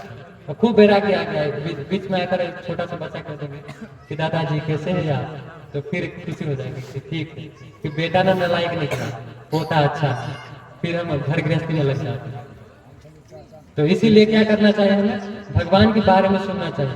धर्म अर्थ काम मोक्ष के साथ अपनी जीवन यापना करनी चाहिए। बार बार भगवान के बारे में सुनना चाहिए। और कहते कि ठीक है कि हम भगवान के बारे में तो अब सुन रहे हैं, इससे होगा क्या, तो कहते हैं रामायण वर्तमाने न पाप से न यांत्रित अनादृत असद्गाथा भक्ति बुद्धि प्रवर्तते। कि कोई व्यक्ति अगर भगवान राम चरित्र के राम जी के बारे में चरित्र सुन रहा है, तो उसे क्या होगा, पाप खत्म होगा। पाप खत्म नहीं, पाप करने की प्रवृत्ति खत्म हो जाएगा। एक पाप खत्म होता है, एक पाप करने की प्रवृत्ति खत्म होता है। कि जब हम तीर्थ, कोई व्यक्ति ने पाप कर लिया, कभी कभी होता है ना कि पाप कर लो, तो उसे बोलते कि जाओ गंगा जी में स्नान कर लो, हर एक प्रकार की पाप तुम लोग का दूर हो जाएगा। वो व्यक्ति क्या करता है, जाते गंगा जी में स्नान करते पाप अपना दूर कर लेते ना दूर। लेकिन जैसे ही वहां से फिर आते हैं तो फिर से वो पाप करने लगते हैं। तो जब हम गंगा जी में स्नान करते हैं तो पाप दूर होता है, पाप करने की प्रवृत्ति खत्म नहीं होता है। लेकिन जब हम कथा में बैठते हैं, कथा जब सुनने लगते हैं, तो हमें पाप करने की प्रवृत्ति खत्म हो जाती है। कहते हैं अंधकार कब तक रहता है, कि जब तक सूर्य का उदय नहीं होता है। जब सूर्य का उदय होता है तो अंधकार ऑटोमेटिक दूर हो जाता है, दिन हो जाता है, सवेरा हो जाता है, सब कुछ साफ साफ दिखने लगता है। तो जब हम सत्संग में बैठेंगे, साधु से सुनेंगे, कुछ सुनेंगे, तो क्या होता है, दिव्य ज्ञान हृदय प्रकाशित है। क्योंकि बार बार हम सुन रहे हैं तो हमारे जो ज्ञान रूपी दिव्य ज्ञान हृदय प्रकाशित है, कि ज्ञान से हमारे हृदय प्रकाशित हो जाएंगे, हम सही गलत छुपा सकेंगे। तो वो कब होगा, जब सत्संग सुनेंगे, बीच में बैठेंगे, सही गलत सुनेंगे या पढ़ेंगे, तो क्या होगा, उससे पाप करने की प्रवृत्ति खत्म हो जाएगा। और इतना ही नहीं, कहते हैं कि ठीक है, पाप करने की प्रवृत्ति तो खत्म हो गई, लेकिन और कुछ होगा इससे, तो कहते हैं हाँ और कुछ होगा, कि जो व्यक्ति क्या करेंगे कि रामचरित्र के सुनेंगे, राम जी का बारे में सुनेंगे, वो यहाँ पे भी खुश होंगे और यहाँ के बाद मरने के बाद भी खुश होंगे। इस लोक में भी खुशी उसे प्राप्त होगा और मरने के बाद भी प्राप्त होगा। तो कहेंगे कि ठीक है कि हम तो सुन रहे हैं, हमारे बच्चे भी सुन रहे हैं, और कुछ होगा इससे, कि हमारे जो पूर्वज थे उसने कुछ नहीं सुना था, वो बस खाते पीते सोते और बच्चा जन्म किए और चले गए यहाँ से। उसके लिए कुछ है रामचरितमानस में, कुछ ऐसा वाल्मीकि जी ने लिखा है महात्मा? तो कहते हैं हाँ लिखा है, उसके लिए भी लिखा है। तो कहते क्या लिखा है? तो कहते हैं त्रिसप्त कुल संयुक्त सर्व पाप वर्जितम प्रायत राम भवन यात्रा गात्वा न सोचते। कि कहते हैं कि अगर कोई व्यक्ति परिवार में, एक व्यक्ति नहीं, कोई व्यक्ति परिवार का एक बच्चा भी भगवान का अगर शुद्ध भक्त हो जाए तो उसकी 21 पीढ़ी तर जाती है। कितने पीढ़ी? 21 पीढ़ी तर जाती है। तो इसीलिए हमें क्या करना चाहिए कि हमने भक्ति नहीं किया, अपने बच्चों से भक्ति कल्पी में करवाना चाहिए। 21 पीढ़ी में करवाना है। चाहते हैं कि किसी का पूर्वज नर्क में रहे? आप लोग चाहते हैं कि आपका पूर्वज नर्क में रहे? कोई नहीं चाहता। तो इसीलिए क्या करना चाहिए कि ठीक है, जो पूर्वज थे हमारे उसमें भक्ति नहीं किया है, लेकिन हम तो कर सकते हैं यहाँ पे। कहते जो ये कथा है ना, कथा देवता सबको भी दुर्लभ है। कहते श्रीमद् भागवती वार्तासुरा नाम अपनी दुर्लभ। ये जो कथा है ये देवी देवता को भी दुर्लभ है। देवी देवता भी तरसते इस कथा के लिए। स्वर्ग में कथा नहीं होता। स्वर्ग में जाइए, भोग भोगे, जब पुण्य खत्म होगा वहां से भगा देगा। वो स्वर्ग के देवी देवता भी कथा नहीं सुन सकते। कथा बस मनुष्य ही सुन सकते हैं। और जो हम भगवान की पूजा अर्चना कर रहे हैं वो मनुष्य जन्म में ही संभव है, और योनि में नहीं। कुत्ता बिल्ली को देखा कभी पूजा करते हैं? कर ही नहीं सकते। दूसरे जीव भी नहीं कर सकते, बस मनुष्य कर सकते हैं। तो इसीलिए मनुष्य को क्या करना चाहिए? भगवान की पूजा करनी चाहिए, भगवान की भक्ति करनी चाहिए। और ये मनुष्य का दुर्लभ जन्म है, उसे सार्थक बनाना चाहिए। कहते हैं दुर्लभो कथा लोकम श्रीमद रामायणो भवत् कोटि जन्म समुत्पन्न पुण्य नैव दुर्लभते। कि जितने भी लोग हैं यहाँ पे रामचरितमानस सुनने आते हैं या रामचरितमानस कथा सुनते हैं, तो बस ऐसे आकर नहीं बैठ गए। जो यहाँ पे बैठे बहुत पुण्यमान लोग हैं। ये मैं नहीं कह रहा हूँ, ये शास्त्र कह रहा है। कि शास्त्र में कहते हैं कि जिस व्यक्ति का जन्म जन्मांतर का पुण्य उदय होता है वही आकर कथा में बैठते हैं, वही कथा सुन सकते हैं। नहीं तो सुनने के लिए सृष्टि में बहुत कुछ है, मनमाना करने के लिए बहुत कुछ है। ये मन बहुत चंचल है, थोड़ा सा छूट देंगे तो कुछ भी कर सकता है, कुछ भी आप पाप ही कर रहा है। मन की गति और पानी दोनों एक समान है। कि जब तक हम मन को छूट दे देंगे ना कि मन में ये है, ये करेंगे, ये मन में ये करेंगे, तो हम नीचे की ओर जाएंगे, पतन हो जाएगा हमारा। जिस प्रकार पानी होता है ना, पानी को अगर आप छोड़ दीजिए, यहाँ पे पानी उछल दीजिए, जहाँ नीचे और जाएगा उधर ही पानी जाएगा। पानी को देखा तो गिरते चढ़ते ऊपर जाता हुआ देखा। उसके लिए क्या करना पड़ेगा? बांधना पड़ता है। जब हम बांध देते हैं तो पानी ऊपर जाने लगता है। तो उसी प्रकार जब मनुष्य है तो मनुष्य को भी अपने आप को नेम में बांधना चाहिए। जब वो नेम में अपने आप को नहीं बांधेंगे तो तब तक उसका कल्याण होने वाला नहीं है, वो नीचे की ओर जाएगा। तो कहते हैं कि कौन से नेम में हमें बांधना चाहिए अपने आप को? तो कहते हैं कि 4 प्रकार के 4 जो नेम है उसे हमें श्रद्धा के साथ पालन करना चाहिए। ये मन को ना शास्त्र में बेटी के समान तुलना किया गया है कि जो मनुष्य की मन है वो बेटी के समान है। किसी की बेटी अगर खराब निकल जाए, किसी और के साथ उसका कुछ गलत संबंध हो तो कितना दुख होता है, पूरे परिवार को कष्ट देता है। परिवार को ही नहीं, गांव तक को कष्ट दे देता है। तो उसके कारण पूरा गांव का नाम खराब हो जाता है। तो उसी प्रकार ये हमारे जो मन है, अगर ये मन अगर हम इधर उधर भटकाएंगे, बार बार हर एक जगह पर लगाएंगे तो मन हमें ही कष्ट देगा। साधु संत कहते मन के हारे हार, मन के जीते जीत, है ना? कि अगर मन के हारे हम हार गए तो हार जाते हैं और मन से ही जीतते हैं। तो इसलिए मन को सही दिशा में लगाना चाहिए, भगवान के चरण में लगाना चाहिए। तो क्या करना चाहिए? बार बार भगवान के बारे में सुनना चाहिए। तो इस प्रकार बहुत सारे महात्मा, अगर हम महात्मा जाएंगे तो रामचरितमानस में उतर लेट हो जाएगा। तो इसीलिए हम क्या करेंगे, थोड़ा रामचरितमानस की तरफ चलते हैं। तो इसमें देखिए रामचरितमानस जो भगवान राम जी के बारे में सब प्रकार से क्या है वो वर्णन है। और जब हम शास्त्रों सब देखेंगे तो उसमें एक विशेष प्रकार की बात पाई जाती है कि हर एक जगह मनुष्य का स्वभाव होता है जिज्ञासा करना। मनुष्य जब तक जिज्ञासा नहीं करेगा तब तक वो सही गलत नहीं जान सकेगा। और हर एक शास्त्र स्टार्ट जिज्ञासा से होता है, शुरुआत शास्त्र का जिज्ञासा से होता है। जब भागवतम जी हम सुनेंगे तो वहां पे 88,000 ऋषि मुनि किससे जिज्ञासा करते हैं? सूत गोस्वामी से जिज्ञासा करते हैं कि हे प्रभु हमें भगवान के बारे में सुनाइए। उसी में क्या करते हैं? राजा परीक्षित पूछते किससे? सुखदेव गोस्वामी से कि प्रभु हम मरणासन व्यक्ति हैं कि 7 दिन में हमारी मृत्यु होने वाली है, कि हमें कुछ ऐसा सुनाए कि 7 दिन में हम भगवान की प्राप्ति कर लें। वहां भी वो क्या करते हैं? जिज्ञासा करते हैं। फिर चलिए कहा गीता में, गीता में भी क्या करते हैं भगवान? अर्जुन जिज्ञासा करते कि प्रभु मुझे कुछ बतलाइए कि मैं अपने कार्पण्य दुर्बलता के कारण मैं अपना धर्म भूल रहा हूँ, क्या करना है क्या नहीं करना है, ये सब मैं भूल रहा हूँ, मेरी बुद्धि काम नहीं कर रहा है, सही गलत में छुटा नहीं पा रहा हूँ। वहां भी वो क्या करते हैं? जिज्ञासा करते हैं। रामचरितमानस में चलिए, रामचरितमानस में भी क्या होता है? भरद्वाज ऋषि से क्या करते हैं? यज्ञ बालक जी प्रश्न करते हैं कि प्रभु मुझे भगवान रामचंद्र के बारे में कथा सुनाए कि रामचंद्र जी है कौन? क्या वही बस रामचंद्र जी का इतना ही परिचय है कि वो राजा दशरथ के पुत्र है, माता सीता के पति है, भरत के भाई, बस इतना ही है कि और भी कुछ है?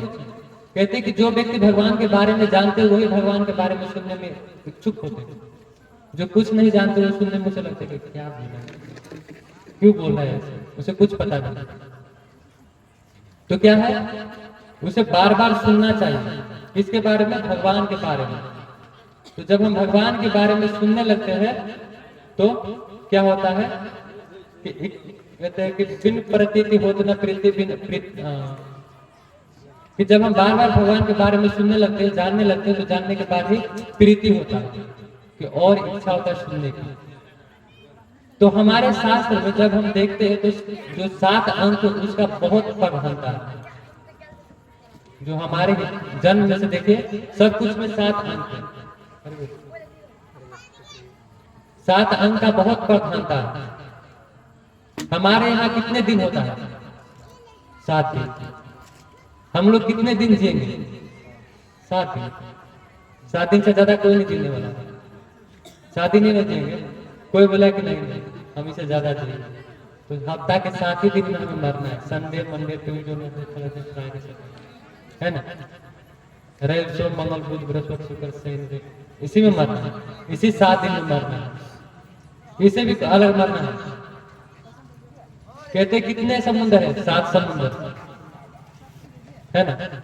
और रामचरितमानस में 7 कांड है, इसमें भी क्या है? 7 कांड है।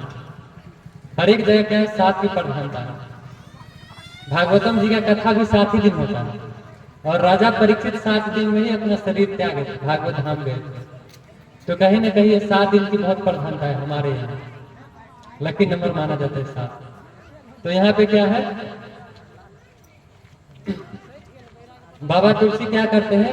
रामचरितमानस को 7 कांड में विभाजन करते हैं, जिसमें से पहला कांड का नाम है बाल कांड, दूसरा कांड का नाम है अयोध्या कांड, तीसरा कांड है अरण्य कांड, चौथा है किष्किंधा कांड, और 5वां है सुंदर कांड, छठा है लंका कांड, और 7वां है उत्तर कांड। ये 7 कांड में बांट दिए। तो कहते हैं कि जो ये बाल कांड है, ये बाल कांड वृक्ष के मूल के समान है। अगर हम इसे वृक्ष के समान, वृक्ष जान करके समझे कि किस प्रकार क्या है, तो ये क्या है? जो बाल कांड है ये वृक्ष के जड़ के समान है। जैसे वृक्ष का मूल होता है ना, जड़, जड़ समझते ना आप, ये जड़ के समान है कि सब कुछ यहीं से स्टार्ट होता है, बाल कांड से। दूसरा जो है क्या है? अयोध्या कांड। जो ये अयोध्या कांड है, ये उस वृक्ष का जो बीच में के जो सेंटर का रहता है, क्या बोलते हैं? स्टीम बोलते हैं इंग्लिश में, स्टीम बोलते हैं, क्या बोलते हैं? जो काट होता है मैथिली में क्या कहते हैं? बीच में रहता है ना, पैर के बीच में, नीचे तो जरा रहेगा, ऊपर हंगा होता है, बीच में के जो बात धैर्य है ना, जो धर है वो धैर्य क्या है? अयोध्या कांड है। फिर कहते हैं कि आगे हम जाएंगे तो अरण्य कांड है। जो अरण्य कांड है, अरण्य कांड को कहा जाता है उस वृक्ष का क्या है? वो शाखा है, अरण्य कांड। और उससे आगे जाएंगे तो किष्किंधा कांड है। किष्किंधा कांड को कहा जाता है वो क्या है? वृक्ष का पात है, पत्ता है। और उससे आगे जाएंगे तो कहते हैं सुंदर कांड। तो सुंदरकांड को वृक्ष का फूल कहा जाता है, तो उस वृक्ष का फूल है। और फिर उससे आगे जाएंगे तो कहते हैं लंका कांड, तो लंका कांड को कहा जाता है कि फल के समान है, फल है। तो कहते हैं लंका कांड क्या है, फल के समान है। और उसके बाद जो है क्या है लंका कांड के बाद, तो कहते हैं उत्तरकांड है, जो उत्तरकांड है वो रस के समान है। तो कुछ विद्वान लोग होंगे तो वो कहेंगे कि अरे कैसे हो सकता है कि शायद बाबा तुलसी ने और वाल्मीकि जी ने कहीं पे गलत लिख दिया है कि लंका कांड में तो सिर्फ विध्वंस हुआ था, युद्ध हुआ था, वहां पे तो मारो मारो और काटो काटो की धुनी कि मारो इसको मारो उसको मारो, रावण मरे थे, राम ने विजय प्राप्त किया था, इतने लोग मरे थे वहां पे, तो वो फिर कैसे फल हो सकता है कि नहीं नहीं ये कुछ गलत है। तो कहते हैं ये गलत सलत कुछ नहीं, ये सही है। उसको फल इसलिए कहा गया है कि जब भगवान ने युद्ध किया था वहां पे तो युद्ध हुआ था ना, और युद्ध कौन कर रहे थे, स्वयं मर्यादा पुरुषोत्तम श्री रामचंद्र जी युद्ध कर रहे थे। तो जब वो युद्ध कर रहे थे तो भगवान के सामने सब क्या कर रहे थे, अपना शरीर त्याग रहे थे, प्राण त्याग रहे थे, प्राण त्याग रहे थे किसके सामने, भगवान के सामने। और भगवान गीता में चली, गीता में भगवान कहते हैं यम यम वापे स्मरंतम भव त्याजते कलेवरम, कि जिस जिस भाव से मनुष्य अपना शरीर त्यागते हैं अगला जन्म उसका उसी विषु योनि में प्राप्त होता है। और कोई व्यक्ति अगर बार बार मरने समय में मेरी चिंतन कर रहा है, यम यम स्मरण की, वो बार बार क्या कर रहे हैं, मेरी स्मरण कर रहा है, मुझे देख के मर रहा है, तो फिर मेरे भाव को प्राप्त होगा, मेरे धाम को हो जाएगा। तो इसीलिए जो विद्वान लोग हैं उसे क्या कहते हैं, लंका कांड को वो फल है, पका हुआ फल है। इतना आसान है भगवान के सामने किसी का मृत्यु होना। लोग जन्म जन्मांतर तक भक्त भगवान की भक्ति करते, खूब भक्ति करते हैं, लेकिन जब मरने का समय आता है तो एक बार मुझ से राम नहीं निकलता है। कोई बुजुर्ग व्यक्ति पूरा जीवन भक्त भगवान का भक्ति नहीं किया, और जब मरने का समय आए उसे बोले कि राम कहिए आप, तो दुनिया की सब बात बोलने के राम नहीं बोलेंगे। बहुत जन्म यदि करी सर्वनम कीर्तनम तब तो न पाए कृष्ण पदे प्रेम, कि बहुत जन्म जन्मांतर तक मनुष्य क्या करता है, भगवान की भक्ति करते हैं, लेकिन उतने में भी क्या होता है, उसे मरने समय भगवान की याद नहीं आता। तो इसीलिए बार बार हमें क्या करना चाहिए, भगवान के बारे में सुनना चाहिए। तो ये क्या कहते हैं, ये जो लंका कांड है ये फल के समान है, और इसीलिए हमें बार बार ये सुनना चाहिए। और बाबा तुलसी क्या करते हैं, मंगलाचरण करते हैं, 7 श्लोक में मंगलाचरण करते हैं। किसी भी चीज का हमारे हिंदू धर्म में जब कथा स्टार्ट होता है या कुछ काम किया जाता है तो उसमें मंगलाचरण किया जाता है कि उसमें विघ्न बाधा ना आए, वो काम सफलता पूर्वक पूर्ण हो जाए। इसीलिए क्या करते हैं, मंगलाचरण करते हैं। तो मंगलाचरण करेंगे, लेकिन उससे पहले हम बाबा तुलसी करें, तुलसी है कौन, इसके बारे में संक्षिप्त में परिचय कर लेते हैं, और फिर रामचरितमानस में चलते हैं। जिसने रामचरितमानस लिखा है उसके बारे में तो कुछ पता होना चाहिए। तो इसका वर्णन आता है भक्त मार्ग में, कहते कि एक समय का बात है, ये त्रेता युग की बात है। त्रेता युग में जब हरे कृष्णा कृष्णा कृष्णा हरे हरे, हरे राम राम राम हरे हरे। सब लोग हाथ उठा के बोले, भगवान का नाम लीजिए, हरे कृष्णा कृष्णा कृष्णा हरे हरे, हरे राम राम राम हरे हरे। कहते हैं कलयुग में ना बस नाम आधार है।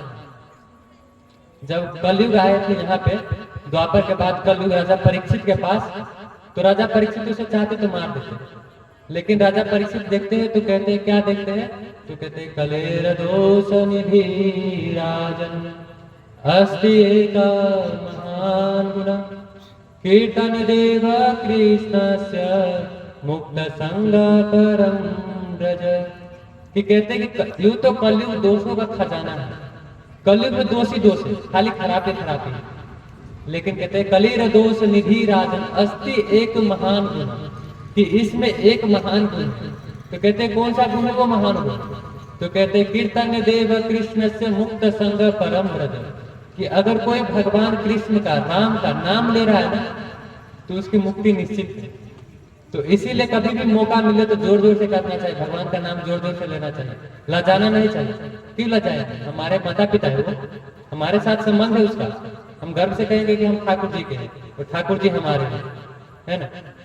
एक भजन है बहुत अच्छा, कहते श्याम सुंदर सदा हमको प्यारे रहे, हम उन्हीं के रहे वो हमारे रहे।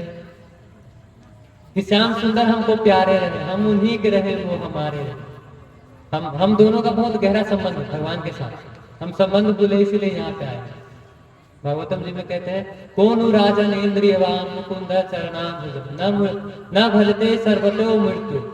कि ऐसा कौन बुद्धिमान जीव है कि जिसे भगवान ने कर्म इंद्रिय ज्ञान इंद्रिय यानी कि इंद्रिय दिए, लेकिन उस इंद्रिय से भगवान मुकुंद का भक्ति नहीं कर रहा है, जो भगवान मुक्ति देने में सर्वसमर्थ है। कि भगवान से थोड़ी सी बस भक्ति करना है, थोड़ी सी, ज्यादा नहीं, थोड़ा सा भक्ति करना है। थोड़ा सा भक्ति अगर हम कर ले तो हम भागवत धाम जा सकते हैं। गीता में भगवान कहते हैं कि क्षिप्रम भक्ति तो धर्मात्मा। कि कोई अगर थोड़ा सा भी भक्ति कर रहा है ना तो धर्मात्मा है, उसे धर्मात्मा समझो। साधारण मनुष्य नहीं, बहुत बड़े धर्मात्मा है। तो इसीलिए हमें धर्मात्मा न बनना है, बार बार हमें भगवान की याद करनी चाहिए। और जब भी मौका मिले तो दोनों हाथ उठा कर, किस भाव से? तो जैसे एक बच्चा होता है ना, बच्चा तो बच्चा अपनी माता को बुलाते हैं कि मम्मी मम्मी मुझे ये चाहिए वो चाहिए। तो मम्मी थोड़ा साइड छोड़ भी देती, नहीं ठीक है बच्चा है उसे परेशान कर रहा है। लेकिन जब वही बच्चा रोने लगता है, आप लोग को अनुभव होगा माता जी, है ना, कि जब आपका बच्चा रोता है और रो करके जब ऐसे हाथ करता है और बुलाते कि मम्मी मम्मी, और मम्मी ना भी बोले और जब वो रो रो को बुलाने लगे तो मम्मी कुछ भी काम कर रहे हो माता पिता वो छोड़ करके बस बच्चा के पास आ जाते हैं ना, और गला से लगा लेते कि अरे मेरे बाप कितना रो रहा है। तो इसी प्रकार हमें जब भी भगवान के नाम ले तो दोनों हाथ उठाकर जोर से कहना चाहिए हरे कृष्णा कृष्णा कृष्णा हरे हरे, हरे राम राम राम हरे हरे। जब हम ऐसे जोर से भगवान को याद करेंगे तो भगवान को लगेगा यार ये कौन है कि बार बार मुझे याद कर रहा है, इतने दुखी है ये, क्यों याद कर रहा है? तो भगवान हमारे तरफ आए क्योंकि वो हमारे माता पिता है। ये भौतिक माता पिता है, जितने यहाँ पे मिले शरीर वाले माता पिता है। भगवान गीता में कहते हैं ममैवांश जीव लोक जीव भूत सनातन। ये जितने भी जीव है ये सब मेरे ही अंश है। ममैवांश, मेरे साथ इसका संबंध है, गहरा संबंध है, मेरे ही अंश है। ममैवांश जीव लोक जीव भूत सनातन, कि जितने भी जीव है वो सब मेरे अंश है। तो इसीलिए इन सबको सद्भाव से रहना चाहिए और मेरी भक्ति करनी चाहिए, मेरे धाम से वापस आना चाहिए। भगवान तो गीता में लास्ट में कहते हैं कि क्या कहते हैं कि सर्वधर्म परित्याज माम एकम शरणम व्रज, कि सब प्रकार के धर्म का परित्याग करो और मेरे शरण में आओ। हम तुम सर्व पापेभ्यो मोक्षामि, कि सब प्रकार के पापों से मैं तुम्हें मुक्त करूंगा, तुम डरो मत। हमें लगेगा ना कि हमने इतना पाप किया है, कैसे होगा, कैसे उद्धार होगा। भगवान कहते कि डरो मत, मैं हूं ना यहाँ पे, सब प्रकार के पाप से तुम्हें मुक्ति करने के देने के लिए मैं बैठा हूँ, बस तुम मेरे शरण में आ जाओ। कहते हैं कि जो आत्मा और परमात्मा एक वृक्ष पे बैठे दो पंछी की तरह है, कि एक पंछी क्या कर रहे हैं, फल खा रहे हैं, और दूसरा पंछी उसे बोले कि यार तुम मेरी तरफ देखो, मैं तुम्हें रोकूंगा, ये नहीं खाना है। तो जो परमात्मा हमें बार बार प्रयत्न करते हैं साधु संत के माध्यम से, या कभी कभी स्वयं वो चेतना देती कि नहीं ये गलत काम है, नहीं करना है। और जो जीव आत्मा है वो क्या कर रहा है, बार बार वो फल खाने में व्यस्त हो गया। तो क्या करते हैं कि इस प्रकार वो भगवान उसे चेतावनी देते रहते हैं कि नहीं पाप नहीं करना है। तो हम चलते हैं बाल कांड में, और बाल कांड का बहुत अच्छा क्या करते हैं, मंगलाचरण करते हैं। कहते वर्णानाम यथा संघानाम रसानाम छंद समापि मंगलानाम च कर्तारो वंदे वाणी विनायको। कि सबसे पहले बाबा तुलसी क्या करते हैं, वंदना करते हैं। किसे वंदना करते हैं? तो कहते हैं कि जो छंद शब्द और अर्थों के समूह की देवी है, माता सरस्वती है, उसे हम वंदना करते हैं।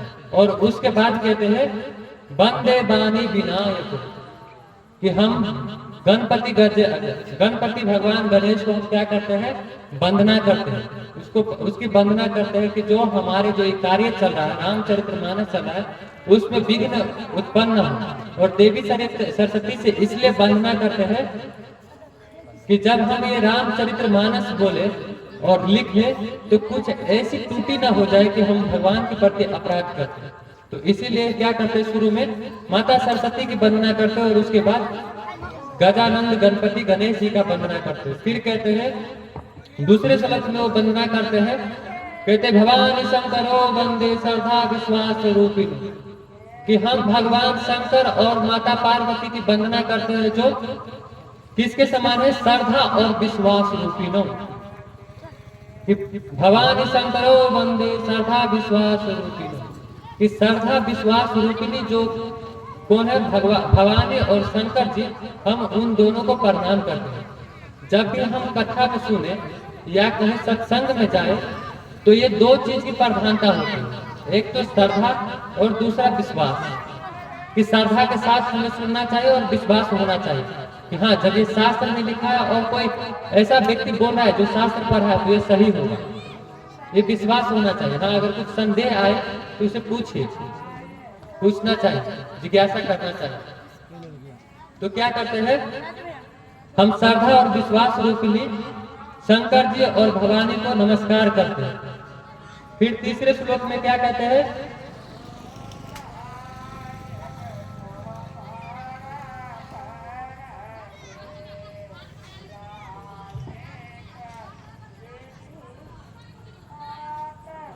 फिर क्या करते हो, अब प्रणाम कर रहे हैं। तो कहते हैं किसको प्रणाम कर रहे हैं, तो अगले श्लोक में वो कर रहे हैं वाल्मीकि तुलसी बाबा प्रणाम कर रहे हैं उन साधु संतों को जो भगवान की कथा सुनने में बहुत रुचि देते हैं, बहुत रुचि के साथ सुनते हैं। और भगवान कपीश्वरो और वाल्मीकि जी को प्रणाम करते हैं और श्री हनुमान जी को वंदना करके आगे बढ़ते हैं। और जब आगे बढ़ते हैं तो बाबा तुलसी कहते हैं कि देखो ये जो मैं रामचरित लिखने जा रहा हूँ, ये ऐसा नहीं कि हम आपके लिए लिख रहे हैं, ये हम खुद के लिख रहे हैं। स्वंत सुखाय तुलसी रघुनाथ गाथाय, कि ये जो गाथा में गाने जा रहा हूँ, गाथा जो लिखने जा रहा हूँ, ये स्वयं के सुख के लिए, स्वंत सुखाय, कि अपने सुख के लिए मैं लिखने जा रहा हूँ। कि ऐसा आप लोग मत समझे कि यह मेरे सुख के लिए कहा जा रहा है।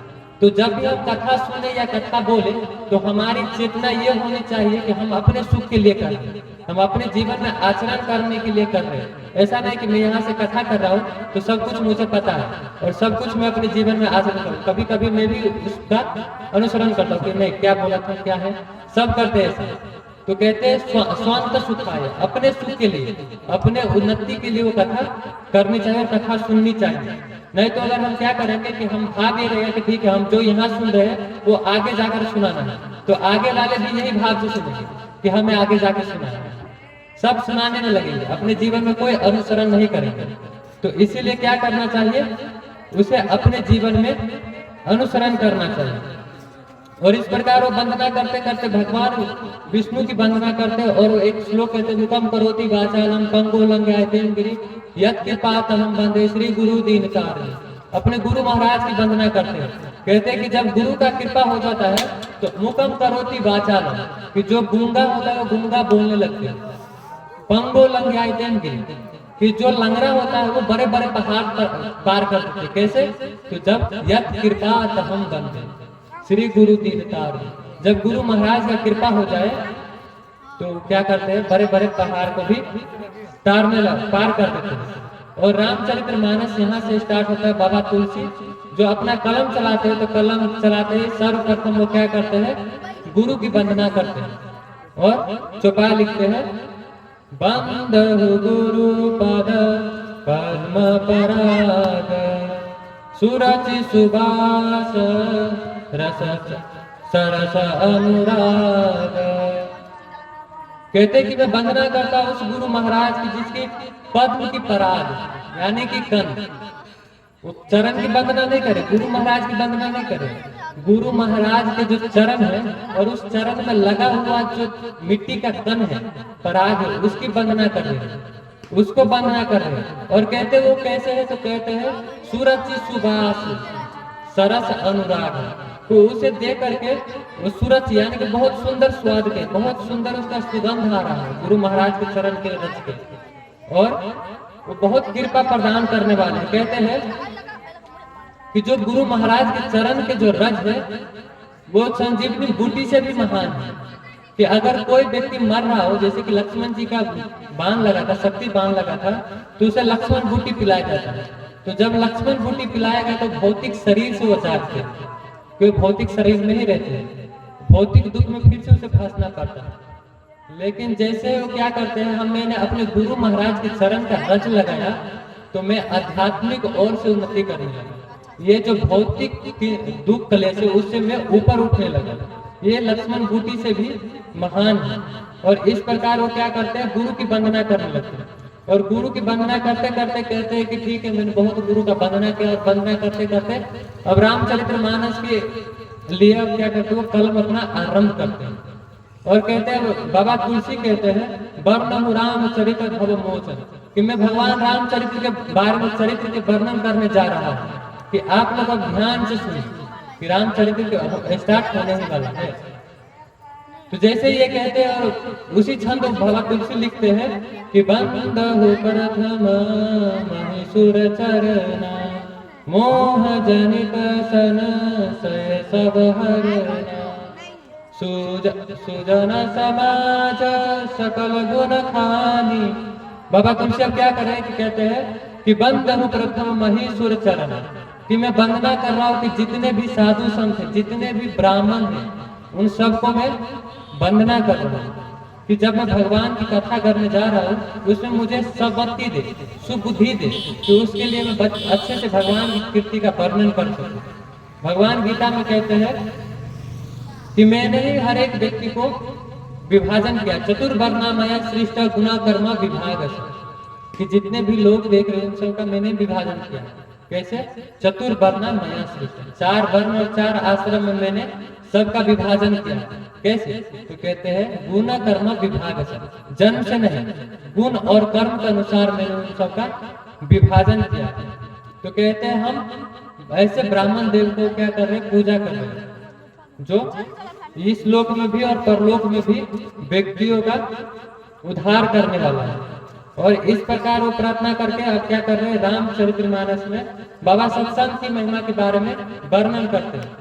कहते हैं बिन सत्संग विवेक न होई, राम कृपा बिन सुलभ न सोई, कि बिना सत्संग के विवेक नहीं होता है। और सत्संग में वही व्यक्ति बैठ सकते हैं जिसके ऊपर राम जी का विशेष कृपा होता है।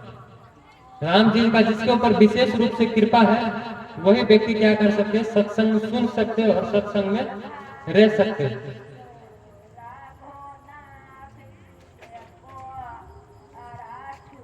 तो इस प्रकार क्या करते हैं बाबा तुलसी, संत सबका प्रणाम करते हैं। और संत सबका प्रणाम करते करते बाबा तुलसी बहुत अच्छा करते हैं। और कहते हैं कि जो साधु संत होते हैं, वो साधु संत के ऊपर अब बाबा तुलसी आते हैं, कहते हैं कि जो साधु संत होते हैं वो कपास के समान होते हैं, कि जैसे कपास निरस होता है, उसमें कोई अपना रस नहीं होता, कोई उसका रंग नहीं होता। तो उसी प्रकार जो साधु संत होते हैं वो सब भी क्या होता है कि उस शुद्ध चरित्र को होते, सफेद चरित्र को होते, कि ऐसा नहीं कि बाबा का चरित्र खराब है, रंगीन चरित्र का है, ऐसा नहीं, सफेद चरित्र का होता है। और उसका आचरण भी निरस होता है, किसी के साथ वो ज्यादा आसक्त नहीं होता है, सब गुणों से वो परे होते हैं। कहते हैं कि बाबा तुलसी कहते हैं कि साधु संत उस प्रकार है कि जिस प्रकार एक